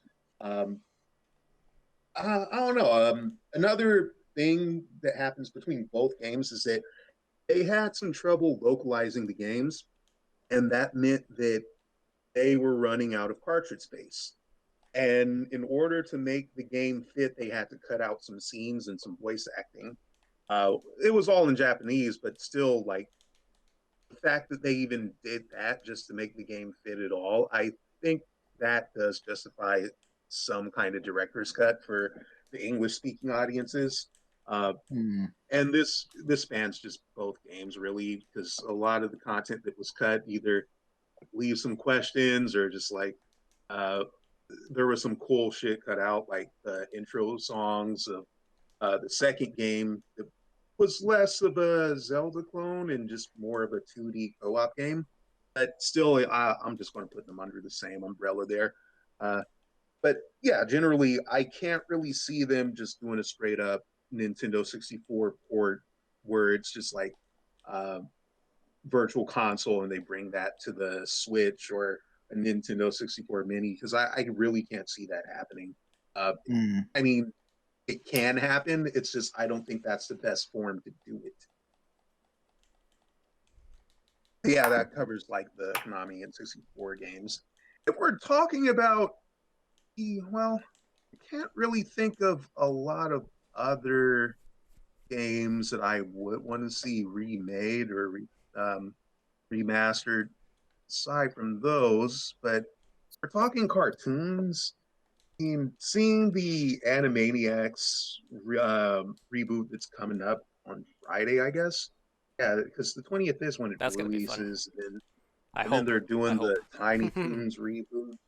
I'm not sure there's a lot of 90s cartoons I want to see redone, because I don't trust the production values of today. But I do want to see like 2 cartoons get a remaster. And the first one is SWAT Cats. It was just a fun show. It was about these two mechanics who make their own fighter jet, and they got kicked out of the military because I guess they had too wild moves, and then like the guy in charge was just kind of a dean going like, no, SWAT Cats, you can't do that. That's too crazy. You're out of my unit. And just like now they're just rogue guys just fixing up cars and jets and shit. But yeah, it's not a great show, but it's a show that has Barry Gordon, who played Donatello as one of the original Ninja Turtles, and we'll hear him as the Quick Bunny and stuff. It's just there's something campy about shows that he's in, where he has this cool guy voice, but it's also kind of nerdy at the same time. So it just has that kind of camp value to it. That's why I just go back to SWAT Cats. Like, yeah, animation's pretty good for something in the mid 90s, because I think Mook Animation handled a lot of the show's animation. And they also worked on Transformers Animated years later. Never a dull moment. Colors are pretty sharp on it. And it's kind of anime without being anime. Another 90s cartoon I want to see redone is based on a Jim Carrey movie, and it's the cartoon version of The Mask. And the reason why I want to see that remade is because the third season was just so strong, and it just kind of ended. Like they had plans to reboot it, and that's why we got that monstrosity Son of the Mask. And because the movie flopped, they decided not to bring back the show as well. But now there were rumors that they were trying to bring back an animated version of The Mask after Jim Carrey's career started popping up again. And then they said that there were rumors that it was going to be on HBO Max. I don't know what's going to become of that, but I think that, it's been too long, so it's hard to say if a continuation is the right thing to do. Maybe a reboot, but it's still hard to say. Whatever they decide to do, though, I hope they do it. Interesting. On my side, I think I don't really have many like old school games that I can think of that I want to see remade, but I definitely want to see an updated version of classic more modern games like Mass Effect. I think the original Mass Effect, specifically the first game, has one of the best stories in the entire trilogy. And I mean, it is the introduction, so it's bound to be. It's supposed the introduction is typically the most exciting because it's the one thing that's that's meant to grab you. That's supposed to introduce you to the whole universe. So I would definitely like to see a Mass Effect that's more player friendly. Something that's a good one. Yeah, for sure. Like a Mass Effect where like it has the combat, it has the story of like the first one, but the combat of like the second and third one. And then like take out all the Mako shit and the open world, like the terrible, like just copy and paste like fucking compounds and the open worlds and shit. Yeah, exactly. The very thing that they tried to reproduce in Andromeda and that utterly failed as well. Let's do it again, but it's prettier. Like no one liked this. That's why you took it out. Like what the fuck? I mean, it sounds ambitious from their point of view, but ambition doesn't always translate to fun. Yeah. And in a way, those planets did kind of help make the world seem bigger, but at the same time at the cost of of tedium. Yeah, I mean, you didn't really need to make the universe feel bigger anyway. Like you were on like I think not that many planets in that game, like 3 or 4, like where the story actually went, like without like not including the Mako sections, and like I felt like that was plenty to, especially that, and then like the Citadel, like I felt like that's plenty to like make the universe feel pretty big. And it could be so much more player friendly. Like there's so much much baggage as far as like RPG elements go. Right. It's not fun to play, man. Like it's like it's not like that's the reason I've only played that one once, whereas I've played like 2 and 3 so many times, is because like they have that story and they have those characters and like that awesome, just all of that awesome there. But then like the gameplay is like, oh man, this is fun. Like this is fun to play. Like it's that's exactly the way I would like it, just so more people would be able to go back, go to that game and experience that story. Yeah, that's one of my favorite moments, and that's when Shepard first speaks to the Sovereign. The whole time they had been thinking that the Sovereign was just a giant ship, but it turns out that that's the alien that they've been it's one of my favorite moments in gaming. Yeah, I mean, oh man, the Reapers are so fucking cool, man. Like the concept of them is just so cool. Like they're just these beings that they take sort of like kind of the DNA of all these other species and like make them like take sort of the best features, and then they sit in like just deep space for like 50,000 years waiting, and then they just come in and just like wash everything clean, like in their own, genocidal way, and like it's such a fucking cool it's like the whole series like led up to their arrival, and then in Mass Effect 3, I remember like when Mass Effect 3 came out, like I was like, okay, so the Reapers will probably show up like the middle of the game or something. Like in the first scene, they just come down on Earth. I'm like, oh shit. Like this is crazy. You're just running with like you and Anderson just running through the city as it's being destroyed by the Reapers. So fucking cool, man. Yeah, man, that game, the third one, really, that intro, the intro to the game really just set up the scenarios just so perfectly. Yeah, it just it really shows you the direness of the place, and it has a good emotional effect on you. It's I mean, it's just the way that like everyone's just totally blindsided. Like they're in the fucking conference or whatever, the hearing or whatever, and the Reaper, this giant Reaper, just comes down in the window and blows everything up, and it's just like, man, like how the fuck are they gonna win this? Like it's just like it felt so exactly what you said, Carlos. It just felt so dire and so just like they're not gonna win this. Like there's no way. Like I don't know how the fuck they're gonna do this, and it's really, really, really awesome. I mean, I was rooting for the obvious winners, the Reapers. # they did nothing wrong. But they're in the right the whole time. Exactly. If you had played the first game, there are some. I would have liked to have seen more throughout the series.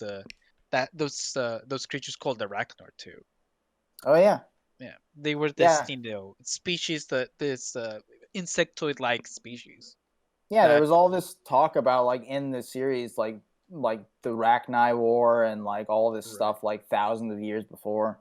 Yeah, they had almost wiped out the entire, the entirety of like of like all their species around the galaxy. Yeah. So they had to wipe them out instead. God, those fucking games are good, man. Yeah, seriously. Mm-hmm. Nothing like them before or since. Seriously. Mm-hmm. I guess like Proxy, I would love to see a remake of Andromeda, and in that game, you don't only have to play as a human; you can play as any species. That would be cool. That'd be great. Right? Yeah, that is true. I think that Andromeda had a strong core as far as gameplay, but they just falter into everything else in the RPG aspects and in the storytelling and the how much you actually like the crew. I never did finish that game, so you guys correct me if I'm wrong, of course. I mean, the first one? No, I was talking about Andromeda. Yeah. Oh, Andromeda! I never finished it myself either. I still haven't finished it. I did finish it, and I actually really liked the crew, and I liked I actually liked the story of it too, and sort of the mystery that they put forth. But yeah, I understand. It's what we've said a million times, where it's just like the game is, for me, in my opinion, I don't hate it as much as everyone else does. It has a lot of flaws, but I think it is a solid 7 of a game. But that's just not enough. It's just not enough for that franchise. Like for what came before it, like for this groundbreaking Mass Effect trilogy, like it's just like anything less than amazing is just not enough for that series. So it just doesn't cut it. Yeah. And speaking of space, another space game that I really want to see, make a comeback is, it doesn't even need to be a remake. Honestly, you just upgrade the graphics and bring it back up. And Dead Space was just such a great. It was just such a great game last generation. I would like to just see the franchise, come back again in general. Yeah, for sure. Yeah. Remasters would be nice, but I would love to see that series actually like continue, like with a different character. And Isaac, because like, can you make his life worse? Like he's been through enough. Like, leave him alone. Like, it's enough. Well, this time they take their parents. I mean, there was that side one that they did. There was that side game that they did. I can't remember what it was called. It was like on the Wii, I think. Extraction. Yeah, and that was actually a pretty good game. And they introduced a female character who was just important just as important to the Dead Space lore as Isaac, and we just never saw her again. I was like, well, why isn't she the main character? Like there was some like really interesting plot points and stuff that they brought up with her, and it was a shame. Yeah, that game was actually a lot better than it had any right to be. Yeah. Especially using those gimmicks, Yeah, it was supposed to be a railgun type of shooter. Right. Yeah, and yeah, it was very gimmicky, but the story was really good. Yeah. Probably one of the games that I really like to see back from the GameCube era. Actually, it's Eternal Darkness. I talked about it back in our Halloween special. And that game was actually supposed to originally come out for the Nintendo 64. Right. Only to eventually be, delayed and be brought into the GameCube era. But yeah, the ambition of that game and how many eras you go through, and all the systems that the game was using with like magic and RPG, and that's something I would like to see again expand a bit, in a bigger world with like, the pretty graphics that now are available to the developers. Yeah. Plus, I think that we have, that game has really good writing, and I would like to definitely see the writing improved. I know that the writers can do a great job at even improving the already, good writing that they had back then. Yeah, it's rare to see. I mean, it's kind of the same thing with horror movies, but like it's rare to see like good writing in horror games. Yeah. So yeah, that'd be nice. It's something that I really liked about the Resident Evil remakes, that they were able to take this old, B plot, cheesy, writing, and they were able to like really modernize it to like an actual, horror movie type of the actual, right, writing. Like a much more modern type of writing. Yeah. And the last one, it's probably one that you guys are not very familiar with, and that would be Turok. Oh yeah, Turok, yeah. Yeah. That was a hard game for me to actually get into. Oh yeah. Yeah. Oh yeah. It's not I played it recently on my Switch, and it's it's a really challenging bare bones type of experience, and it's hard to get into because it doesn't really tell you a lot of things. I remember doesn't tell specifically you where to go. That like back in like N64 days, like just FPS games in general were hard for me to kind of get into. I think they couldn't nail the controls right. Yeah. Like even though like GoldenEye is like, everybody loves that. Like everybody says like that's the the best. That was the gold standard back then. Yeah. Yeah. Pun not intended. Yeah. But like for me it wasn't. I mean, I just did not like the controls. I couldn't. I don't like the feeling of it, And back in those days, anyways, like I was an FPS player. Like I actually was like I didn't like FPS at all. Like I was more of an RPG person, like single player, story experience, or just you're playing it to just try and beat it. But it was not my cup of tea with like stuff like GoldenEye or like playing it against other people, stuff like that. Back in those days too, like you don't really have online, so you don't get a chance to really like learn how to play the game. You're kind of just stuck with hanging out at your friend's house, and they played the game up and down, left and right. Like they know it down to the core, so you're gonna get just destroyed by them all the time. They know all the tricks. Because it's their game. Just imagine back in the days we were playing all in like 4 split screen and a small CRT TV, about 26 inches, across at like 10 FPS every single, per, but now per game. With modern technology, everybody can have the chance of, spending the time to get as good as each other and, be competitive. But back in those days, oh man.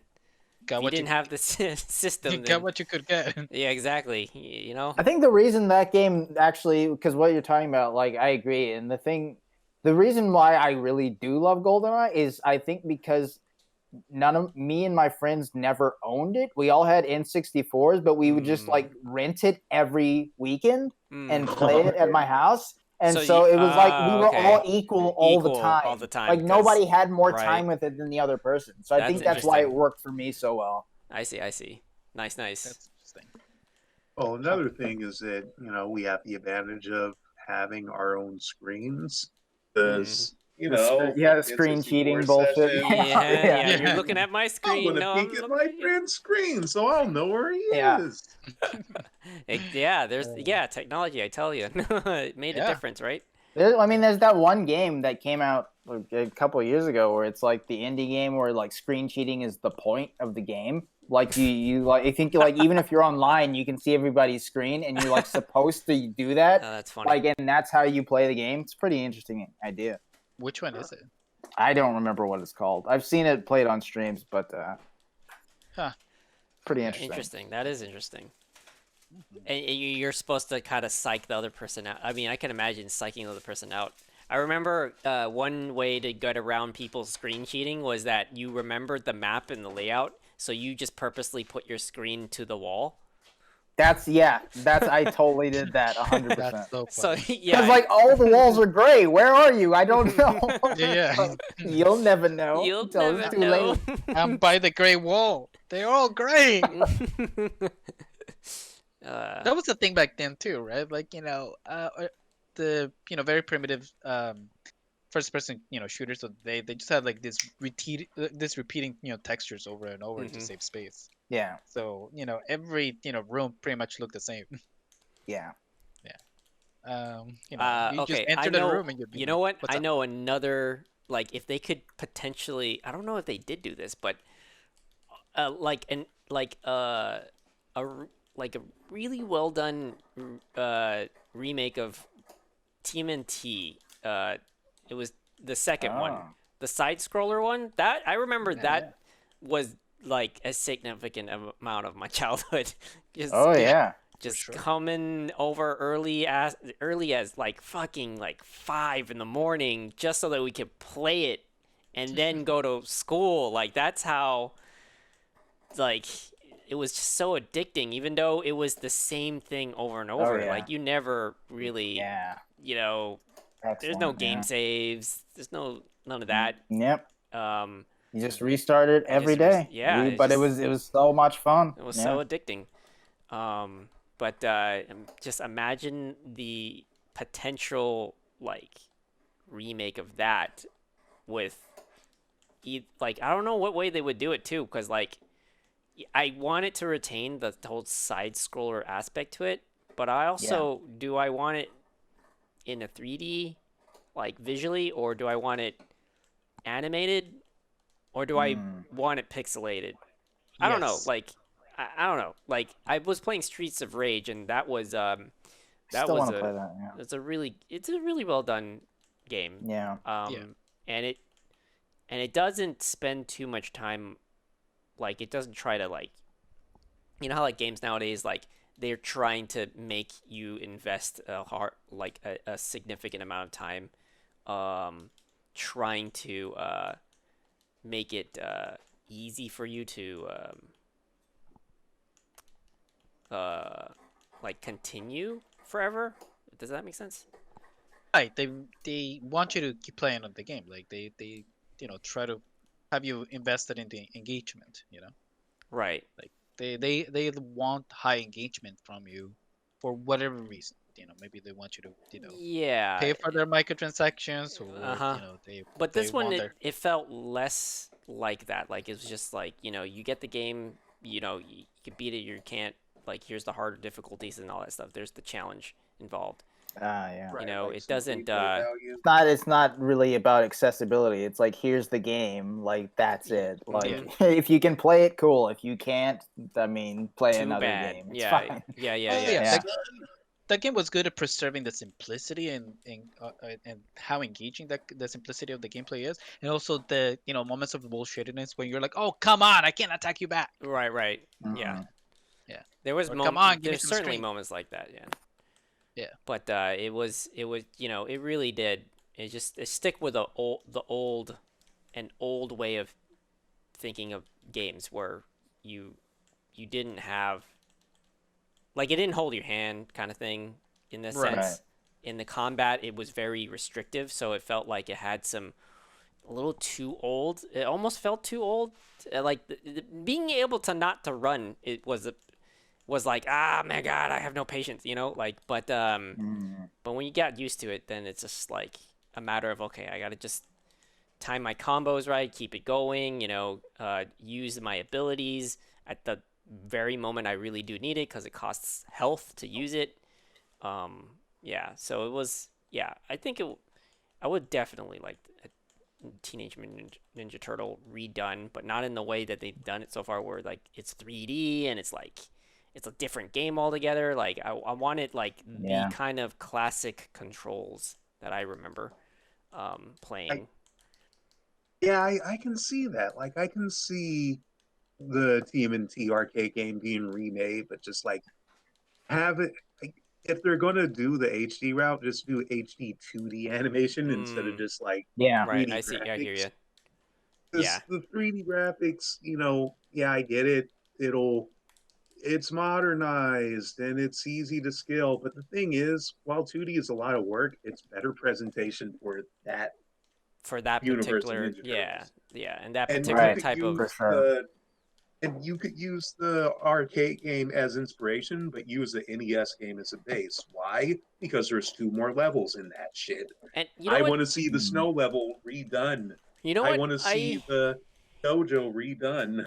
I also want to say that I want to see, like if they could potentially do if they keep it side scroller and all that stuff, and but then it would be really great to see if they can do, like they combined it with like that old, like they had that what was it that Teenage Mutant Ninja Turtle game that was a 2D fighter. I was terrible at that game, but I liked the concept of them like bouncing from universes, and they had like evil versions of themselves, and the design of it was like, oh man, this is such a darker representation of what I remember of these characters.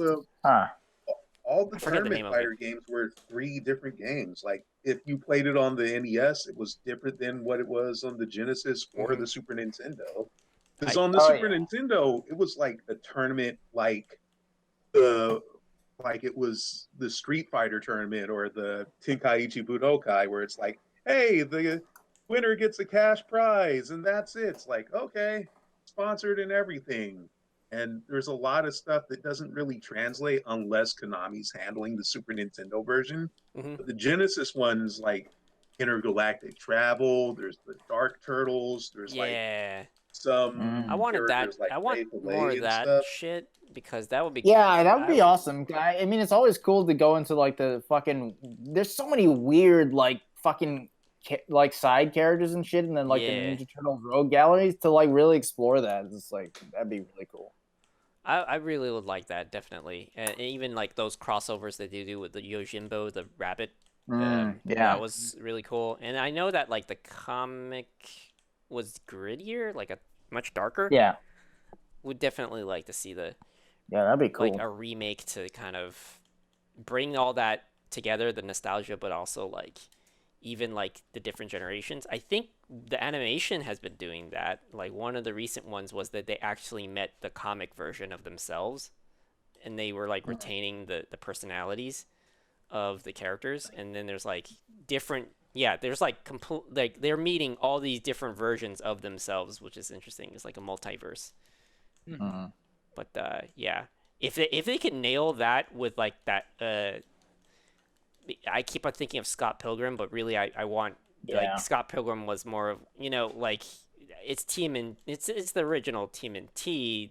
Like I want that combat, but like if it even like gave options to do like like you get to play as the pixelated version of them. That'd be fun. Because you could do that in unlock that on Streets of Rage. You can get like a pixelated version of like the original design. Right. Oh, that's fun. Okay, as far as movies go, there's definitely one movie that would definitely like remade and just like just throw it away, just pretend it didn't exist and just remake it from the ground up, and that would be the whatever should be called the last movie in the in the sequel trilogy for the Star Wars movies. I dare not even speak the name of Rise of the Skywalker because that movie fucking sucks. Oh my god. Yeah, I have that one written as well. Yeah. Are you saying the magic knife that pinpointed where a piece of something was just happened to be predictive that it was going to land into the ocean? Are you saying that isn't contrived writing? Imagine if she hadn't been standing at just the right spot. Exactly. At just the right time. If like because that's how the Force works. Yeah. That's not how the Force works. Yeah, that seriously, like that line from Han Solo, you can apply it to everything that's happening in the later fucking movies. Yeah, pretty much. That's not how the Force works. I mean, I don't mind the Force getting updated at all. Like, if you get, find new powers, sure. From it, good. Sure, but sure. Something like Force healing, it's like such a fundamental part of it that if you're gonna give the ability to just heal any type of wounds at any time, we need limits. Yeah, or set up. There's also no lead up to it. There's no setup for it at all. No setup, no lead up. Yeah, you would just assume that Leia is doing the training, but what, how, when, I don't. Whatever. Read the books or why didn't anybody use that before? Yeah, exactly. Right. And I mean, especially if you're giving the ability to heal any wounds, it's like, well, we need gonna be. Yeah, we need explanation. Basically, we need constraints. We can't just like. And that's that's just gonna be the Deus Ex Machina that people are gonna go to the entire time. Yeah, I agree. That really needs a remake. I would even go as far to say everything, the whole fucking thing. Yeah. And give it to people that just like really has a good story pedigree, and like and aren't just fans either, because you can't just hire fans all the time. Like almost everybody's a fan, sure, but like to some degree, that you gotta get somebody to say something that doesn't track well, ask the right questions, because I feel like anybody were just like, yeah, that's awesome, and you just stick it in there, like they, and then you're like, there's no one trying to push and pull like the logic behind certain things.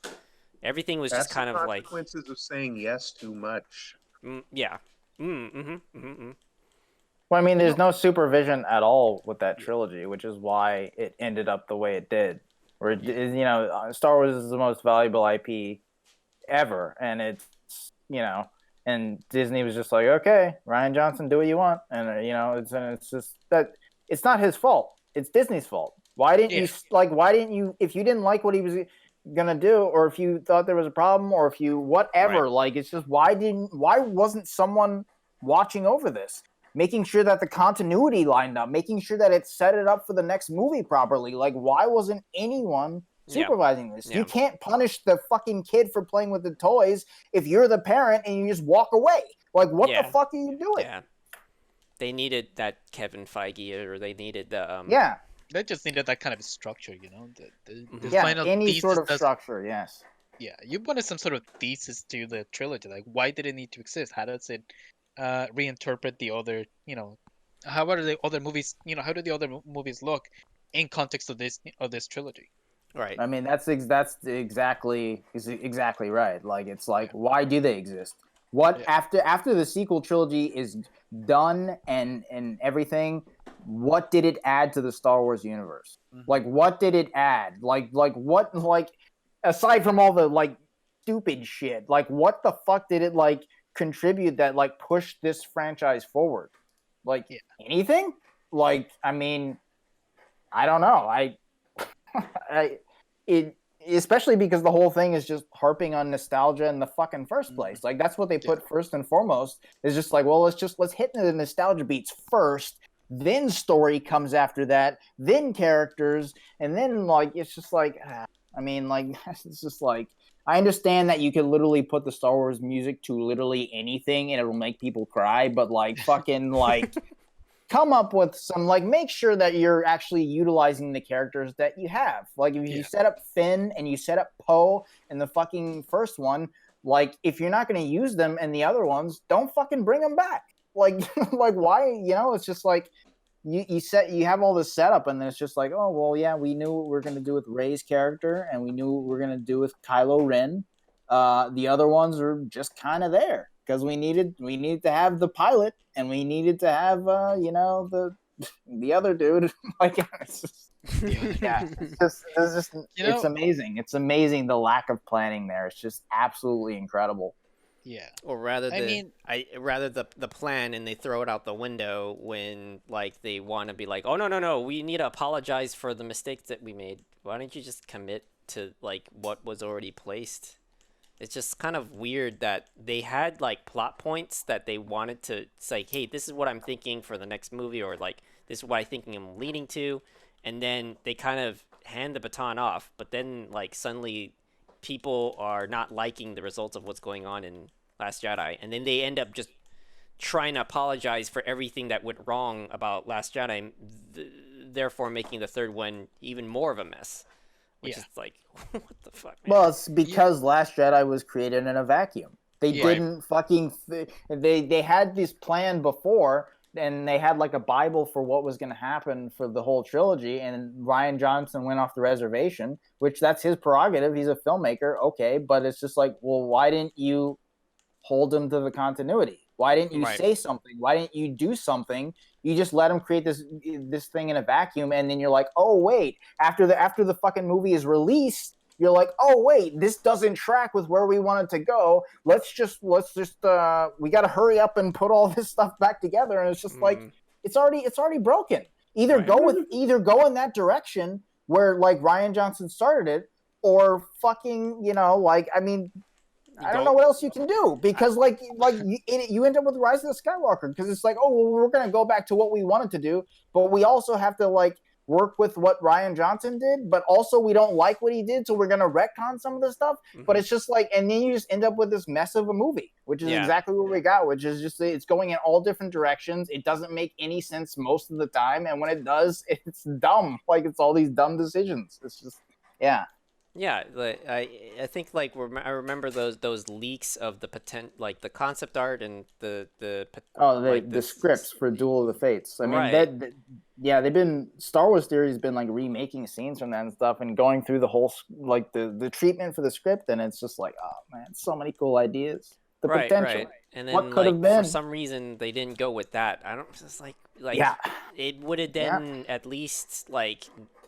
made sense to what was going on, even though you didn't like what Rian Johnson gave you. It seems like from what I was reading and what I was seeing is like it makes sense in terms of the track where he was laying it out, so that at the very least you would have something that made sense and wasn't some like nonsense. Refresh me a little. What was if you can summarize the plot of Duel of the Fates? What was the... I mean, the plot is in pieces. We don't know exactly what it is, but we know certain plot points, like Kylo Ren going to the planet where Palpatine's master, and training with him, and things like Rey sort of echoing what Luke Skywalker was in Return of the Jedi, of her making her own lightsaber and sort of doing that sort of stuff. And with Finn, they actually had more of an actual storyline with his like finding other stormtroopers, and there's a whole bunch of stuff in terms of battle, and it's kind of hard to explain without because honestly it's not entirely cohesive just because it is a treatment. It's not stages. A script, but you can easily look it up, and there's a lot of really interesting things that they had in mind. Interesting. So was the Palpatine still a plot point, or no, he's dead. He's dead. Okay. Yeah, he wasn't in it at all. Honestly, it's more like we're digging deeper into the past. You're so, seeing like, the legacy of Palpatine, but you're not seeing Palpatine himself. Like Kylo Ren is going to train with like Palpatine's master. So he's going well above like Vader and to past Palpatine, and it refers to what he originally told Vader was that you could potentially revitalize, something like immortality is possible. Right? Based on what he learned supposedly from his master. So he's learning from his master's master's master, you know? So he's going past that or whatever. So like basically the Duel of Fates meant it was the way it seemed like they were going with it is that they're quite literally rivals in the sense that they are completely deviating from each other's paths. And that they are like polar opposites, so that it makes sense in terms of how the Force, or at least the way they explain it, the Force would work in terms of there's always going to be somebody strong with the dark, with the light versus the dark, and they are those people, and they're deciding the fate of like whatever it is that they're deciding. Right, of like, I don't know, the future of the I mean, like, it made sense in the sense that, like, the second one was that they had the chance to reconcile, and become on this, become on the same side, but then, obviously, no, like, that's not the case. So, in the third one, it would have been just like, okay, now we're seeing both of them go through their journey to basically fight again, or decide the fate of the entire universe. Holding their respective side of the light side and the dark side of the Force, and having that balance there, which is cool. Like I didn't think Kylo Ren needed to be redeemed. Like I liked that in I don't like The Last Jedi, but one of the few things I like in that movie is at the end he becomes more evil. Like he leans into it, and he's just like, he goes full and force, that would make him more powerful. Like that's the way that Star Wars paints the Force. So it's like so when they made him like, oh well, I made him redeem himself or be like in Rise of the Skywalker, it was just like, but why? Like his character is so much more interesting. It's so much more interesting. Like we needed that kiss between Rey and yeah, we needed that. Everyone wanted that. Yeah, so awkward. I love the reaction in the movie theater because it's always the same, and everyone's like, "Oh no." Like, oh, it's so cringe. As if the whole brother sister kiss wasn't awkward enough. Let's go back to that. Like that's a good thing that came from the nostalgia. What was the idea here? What the fuck? I don't know. I honestly think it was just truly down to like that bottom rung opinion of it was definitely fan service. Yeah, that just. Like the worst opinion on the fucking they just the apology, the it's what everybody wants. No, it isn't. Like it's the trend. Like what trend are you doing? Yeah, fucking bullshit. Oh my god. It's the problem of making movies on making movie by committee.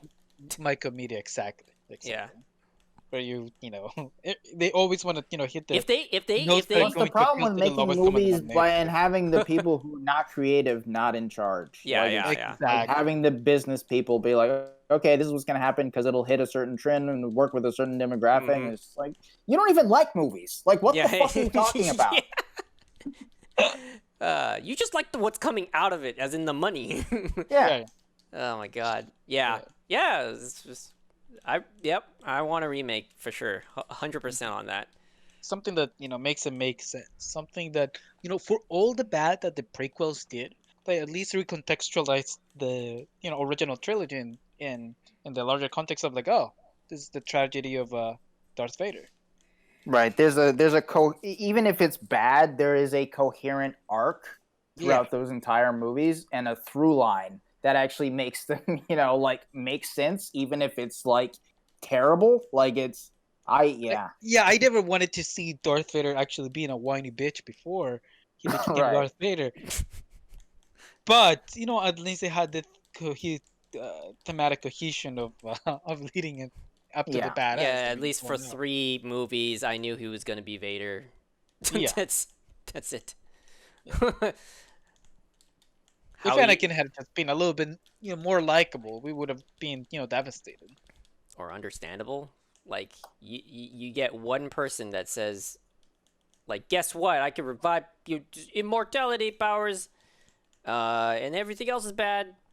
It was like really like he was such a child, so easy to convince. Yeah. Like it wasn't enough for me to have him go that AWOL. What did the kids do to make you go that insane? They did not like at all represent. In fact, there were. If you thought, okay, see, here's the problem I have. No. Here's what happened. It's so Snoke getting corrupted is hot. Like, okay, let's go by like the fact that the Jedi is corrupt, right? That's the narrative, right? Then why kill the kids? Why wouldn't it be better to then indoctrinate them? Hey, this is the real and then show them like the Jedi is wrong. Turn them to the dark side. Turn them to the dark side, which tracks with Vader in terms of the books, the comics, just everything in between from that time to the original trilogy. It would make sense. He just he would like take them, maybe pretend that he killed them, and then try to create his own little mini assassin group, right? Which is what they actually do in the animation. I mean, there's even things like the separate game they made, which is not that great. It's like it's not great, but like he does do that. It makes sense for his character to like have he has a secret apprentice because he actually wants somebody to have help to actually kill Palpatine because he actually hates him like for what he did, and it's like there's a lot of nuance to his character that was just totally lost in the prequels, but glazed over. It's similar to what we were talking about with Game of Thrones and Daenerys, right? Where it's like, yes, there are seeds of like madness that are shown throughout the seasons before, but like in one episode she just goes from 0 to 100 of just being insane, like, and just killing an entire city for no reason. And it's the same thing with Anakin, where it's just like, we saw him, he has anger and he has all these things and he killed the sand people in the second one or whatever. Mm-hmm. But then, Palpatine just says, okay, well, I can save her. If you join me, it's like, oh, do you have any proof? Yeah. No? Oh, okay, I'm with you. I'm going to kill everybody now. I'm evil all the way. Right. So, and then another problem with this is that, another problem with this, which was again, squandered opportunity. There was no context of him being okay with using the dark side of the Force. No context for that. Like him being convinced by Palpatine that, what? Dark side is not so bad. I was actually taught by other people. Why didn't he just betray him immediately if he was so indoctrinated himself, thinking that the Jedis were always on the good side? There was no lead up for that. And they squandered opportunity. They could have used Mace Windu, have a scene, or have a context that we learn that he uses the dark side. Fuck. Yeah. If they did that, it would have made the whole fight never scene. Did mention that in the movie. Exactly. They never mentioned that, which is fucking stupid. Like, why didn't you have that there? It would have made sense that he's like, wait a second, you're like second in command of everybody, but you're using the Dark Force. You're using the dark side. And yet you're saying no one should use it. Why didn't we meet any of his previous apprentices in the fucking story? Again, this is why it's so frustrating, is that he had 2 apprentices that went to the dark side because they went through his training. Why wasn't Anakin there? Who can handle exactly. It, yeah. Why wasn't Anakin there to see that, right? To see the hypocrisy, which therefore makes sense why Palpatine could convince him. It doesn't. Would have been great. It would have been great. It would have been so easy to do. And would have made Mace Windu's character actually important in the movie. Exactly. Like he would have been pivotal to Darth Vader's his turn to Darth Vader. Right. You could even put in the second movie where he kills Boba Fett's father, right? Anakin being there, why doesn't Anakin have any trivial thoughts that oh man, that was really vicious what he did. He did that in front of his kid, right? There's no fucking struggle. No, we're not having any sort of doubts that can no convince internal me. Dialogue at all. Yeah, at all. Should I do this? Shouldn't I? There's no struggle. Yeah, no struggle at all. Oh yeah, dark side. I'm in. Yeah, you were trying to convince me that this fucking Hulk of a armored, general that can destroy all these people and hunted all the Jedi, inside he's a human, and you're trying to convince me that he has all this struggle, and this is how he got to this point. It really didn't track well. It didn't track at all. It didn't convince me how much more badass he is from the way that it's explained in the other place. It dampened his legend significantly until later comics and books came out to sort of try to rectify it. Yeah, it's just why the fuck did you guys do this?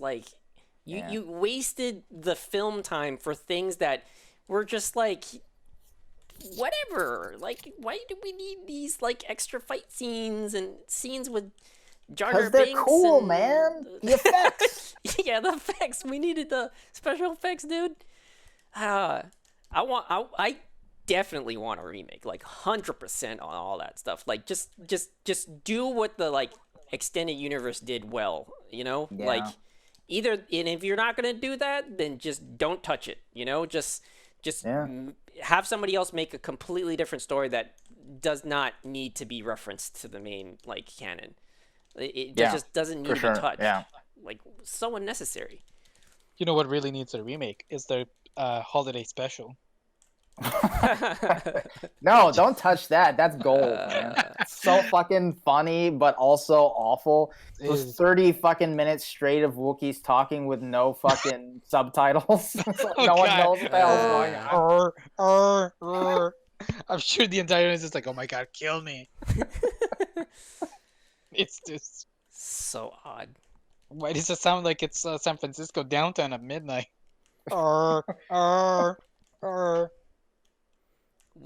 Okay, let's see. What other would you definitely okay?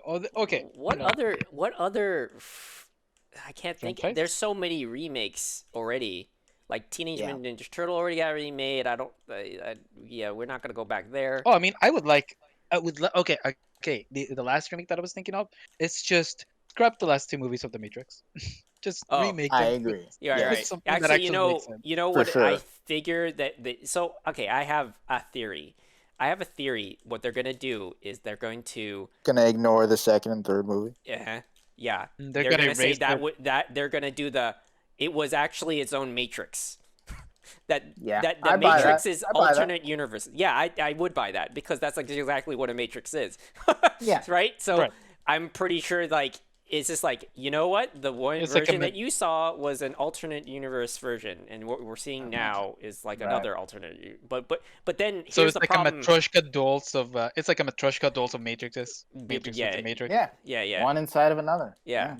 So it's gonna be one of those things where they can totally just just ignore whatever the fuck happened, ignore everything, and it feels like that they will do that.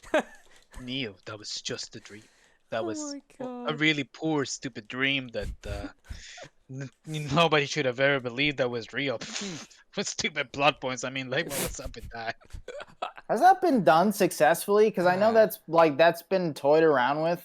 I know that they were gonna do that with the Alien movie that Neil Blomkamp was gonna make before Ridley Scott was I want to make a fucking Prometheus trilogy. And then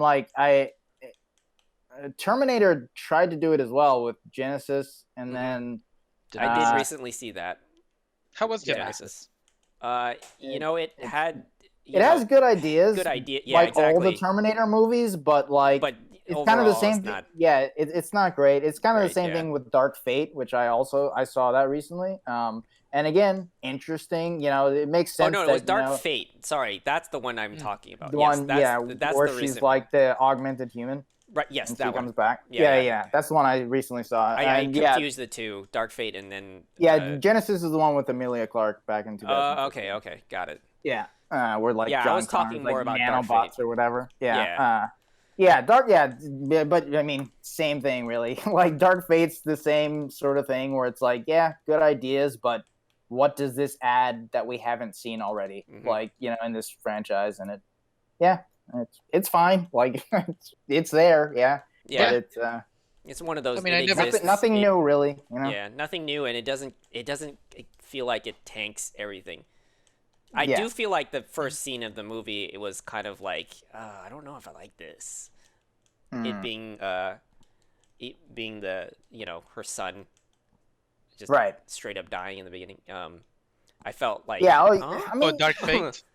I mean, Well, I mean, it's just they just keep doing it with that franchise where it's just like, did the Terminators never come up with another idea? Like they just, we'll just send another one back, right? And we're just like, really? Just send a whole army, goddammit! It's very, very weird because even when they explain it, it's like they send several. Like they don't know if all of them are gonna work, so they send several, and when you know the basically Skynet is no more, they're just all kind of like left to their own devices. Right. I was like, huh? Like that's. You tell me this is like a super smart AI here? Like I figured that he would have. He becomes like a fucking farmer in Texas.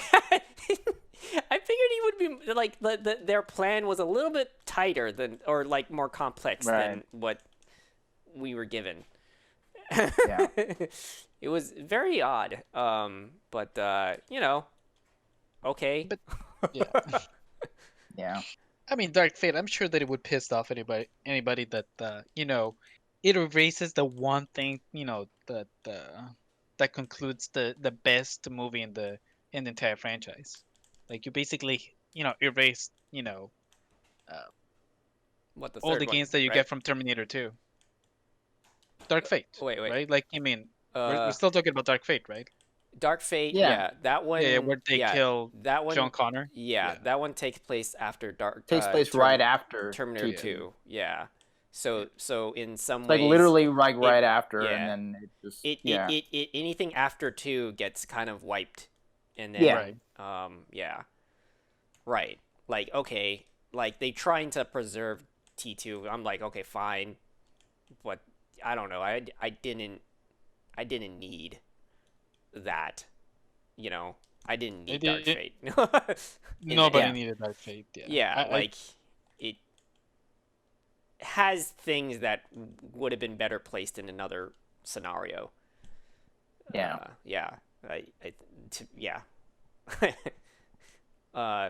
yeah, I don't know, like any other, like, so like RoboCop already is remade, and like and then and that was its own thing. Predator is, I guess you could say, it's more of a sequel, right? It's not a remake. It's a sequel, yeah. Because they actually referenced the first right. Terminator, right. and Schwarzenegger's character. I feel like that one, Predators, right? Is that one? I really like one, that movie. That one did better than what Dark Fate gave us. Dark Fate, did similar things in the sense that they preserved the previous, like the one that everybody has nostalgia for, and then they try new things, which and again, because it was a very mediocre, Dark Fate for me was mediocre, lukewarm. I'll give it praise to the fact that they tried something like risky or new, but like, you know, because 3 Genesis, I don't know, was it Genesis or was that the 4th one? I can't remember. 3, they have 3, and then there's Salvation with Christian Bale, and then Genesis was after that. Right. The one with Daenerys, right? Genesis, the one with Daenerys. Yeah. That one I didn't enjoy particularly well. I haven't enjoyed anything since 1992. Yeah, I mean, I think 3. I actually think 3 and Salvation are fun movies. But I don't. You know, we don't need them. Like if you want a central Terminator, it's all 1 and 2. You know. You don't really need to watch past that. Right. Yeah. Transformers is remade, and that's a pile of boop. And the TMNT, a pile of boop too. Yeah, definitely. I mean, Bumblebee wasn't bad. It's Bumblebee wasn't bad. Yeah, I'll give you that. It's its own. Yeah, it would be nice if they were if they were to come back to it, they would approach it in that way versus the way they were doing it previously. But yeah, Teenage Mutant Ninja Turtle, that one I did not pay attention whatsoever, so I don't know. I got about 20 minutes into that first movie, and I was just like, I'm done. Right. I can't. It was a good thing to put to sleep because I ignored it the whole time. Oh, yeah. It was just like white noise, That's what that was. If you want something to go to sleep, just slap you in the, slap you in the sleep aid on the market right there. Yeah, knock yourself out. You don't need pills. You don't need pills at all. Just fucking insomnia solved. You know what movie really needs a remake? It's Citizen Kane. Oh yeah. I can't wait to watch a remake so I don't fall asleep this time. Dude, that would be blasphemy, wouldn't it? I mean, that's held as I definitely fell asleep. Yeah. That's a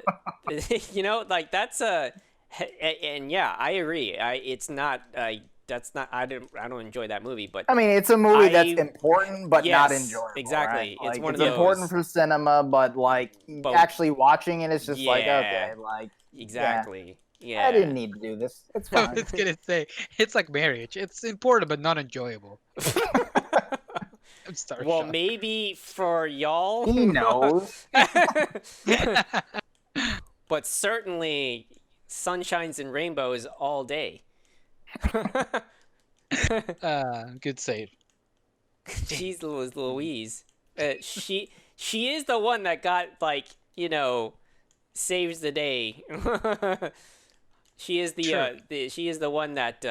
Oh, we weren't saying she was the problem. Yeah, exactly. See, there you go. Now we're on to something. I wholly agree.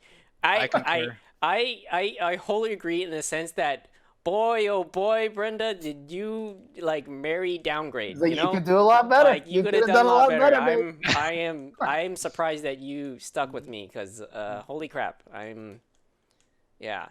We had a whole, good cardboard replacement that would have been better. Remember that, with Lion I said, it's like, hey, it's me or no one else. That was me gaslighting her, that there was nobody else other than me. It's better than nothing. I mean, come on. I'm better than nothing. You're the mighty number 9 of her boyfriends. Yeah. Oh, my lord. Yeah. I'm sorry. What are you saying sorry to me? I'm sorry, Brenda. That's what I meant. Yeah. Oh man, if they need a remake, if anybody says they need a remake, Brenda needs me as a remake. They need to remake me.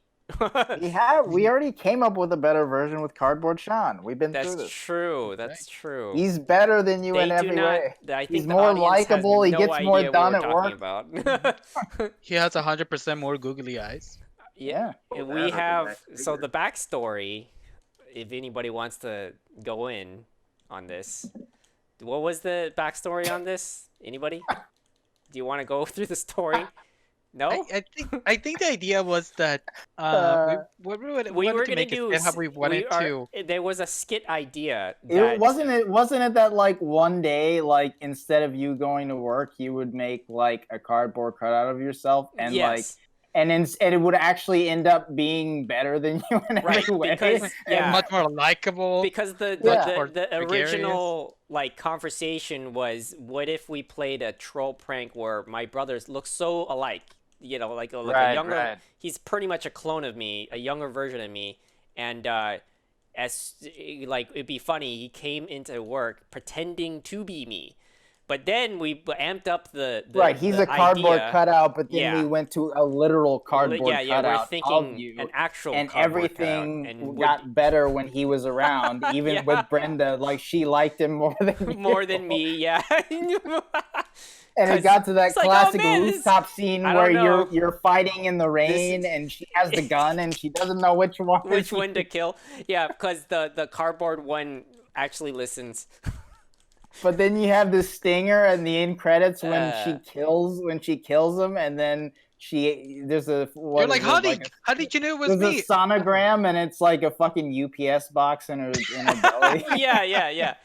But she accidentally killed the one that she didn't want to kill. That's the joke, right? Right. Like, she killed the cardboard version, but she actually intended to kill the thank real God me. We got rid of human Sean. It's like, no, that was me. It's like, what are you talking about? That was the cardboard. Or I have a reaction. Sean, you're like, how did I'm all like, and then I didn't who the say real anything. me was? And she's like, oh. She's all like, oh she's God. like, oh. Oh. And then we both awkwardly just go, oh. Right. It's the kind of like the tone. When she reveals she's pregnant. Yeah. And then we're good to leave the doctor's office. Yeah. Yeah. And then we'll credits stinger. And then the next movie, the sequel, right, is like fucking raising the son, raising the cardboard. The cardboard. It's like clearly not your son. Yeah, but you're in denial. It's just a cardboard box with like googly eyes, and we're like, well, at least he has your eyes, Sean.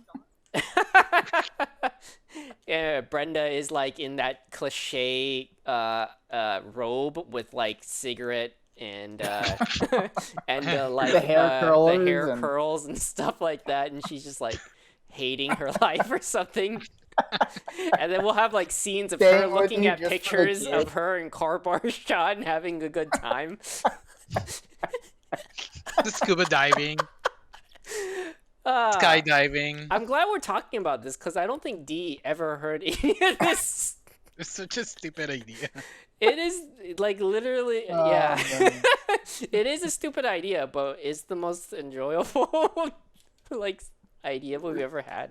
Wasn't there like an upgrade that like we were thinking of with Cardboard Sean where he like in order to like survive like he laminates himself or whatever and like he becomes laminate Sean? He comes back and he survived. So now like because he was in the rain, he was like wilting, right? Like he was being destroyed by the rain. And we'll have a scene a la Joker, like in the classic Tim Burton Batman, right? We're talking that one where he's like holding onto the mirror, you know, with the bandages, like trying to dry up his soaking body, and he's all like, and he's like breaking it. It's like we were trying to repeat that scene. I don't know why I love that scene. That scene was just a great scene. That's a great, It's funny. It's really funny. It's so weird. But yeah, he comes back as a laminated because he's now protected from the water. Yeah. So it's almost like he's the one Terminator. Weakness, right? Yeah, exactly. God, what a segue did we just get into? Has nothing to do with remakes. I know, right? Well, we need a remake for that movie, though. No one would want to make that movie in the first place. Like, there's no remake talk here. I need to do a cut up of this episode because it's really kind of really. It's went totally off off topic.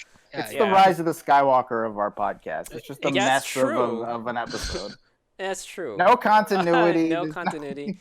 No one really wanted it. No one was set up for this story that we're talking about. The cardboard, Sean. I disagree. It perfectly makes sense with the context of the. You know what? Actually, maybe you're right. This is our moment to write a book, and then like, hey guys, do you want to get the context of this story about Cardboard Sean? We'll read the book. Oh yeah. There you go. We've franchised this shit. That's like genius. But D, except no one wants it. Yeah. What do you think of this epic story of the Cardboard Sean? I think it's kind of like a sitcom. Just like how would it be presented? Would it just be smiling and waving? Just like... I never really thought about it. Yeah, like I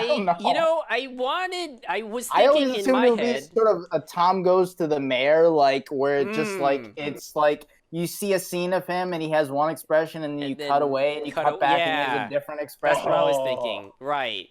Where we just have several copies of different expressions and like gestures that would insinuate the situation, and the cardboard version of me doesn't talk, which is also further right further right. you know, like, but he's somehow more likable. Right. And then he hey, gets more you know done what? at work. I just realized back then we didn't have this whole podcast thing. What if you had it where, like, it's a funny, you know, he's now doing the podcast, but he's not talking. You just have a scene of him with the headset, and he's just like gesturing things, and for some reason you two are like all three of you are responding to literally nothing. Okay. Like, I agree, Sean. That opinion, we understand, but for some reason no one else. Yeah, they understand the silence. You're making some good points. You're right. Oh my lord. This is the series. We're like, Sean, what's your Sean, what is your, you know, what is the secret to happiness? Yeah, you know, I 100% agree. Done it. You're right. You're right. I shouldn't say it at all. This motherfucker's a genius. Yeah. Some of you will actually acknowledge it, won't say anything, but then others like will come up with it in their head. You know? Right. Like, there is a voice in their head, but it's really just them, you know, implying the what's being said. I mean, the cardboard Sean the whole thing is really just an allegory for how we all just want a better version of you. Like, that's what it is. It's not even real. It's just all in our heads. Yeah. It's 100% like, that is the remake of me. You know, like, if they wanted, see, this is how we're tying it to the podcast. We come full circle. If we wanted, if we had a plan, audience. You thought we were just ripping? No. You know, I think some coworkers would agree too. I want this cardboard, like, give this the cardboard. Oh, thank God he makes less dad jokes.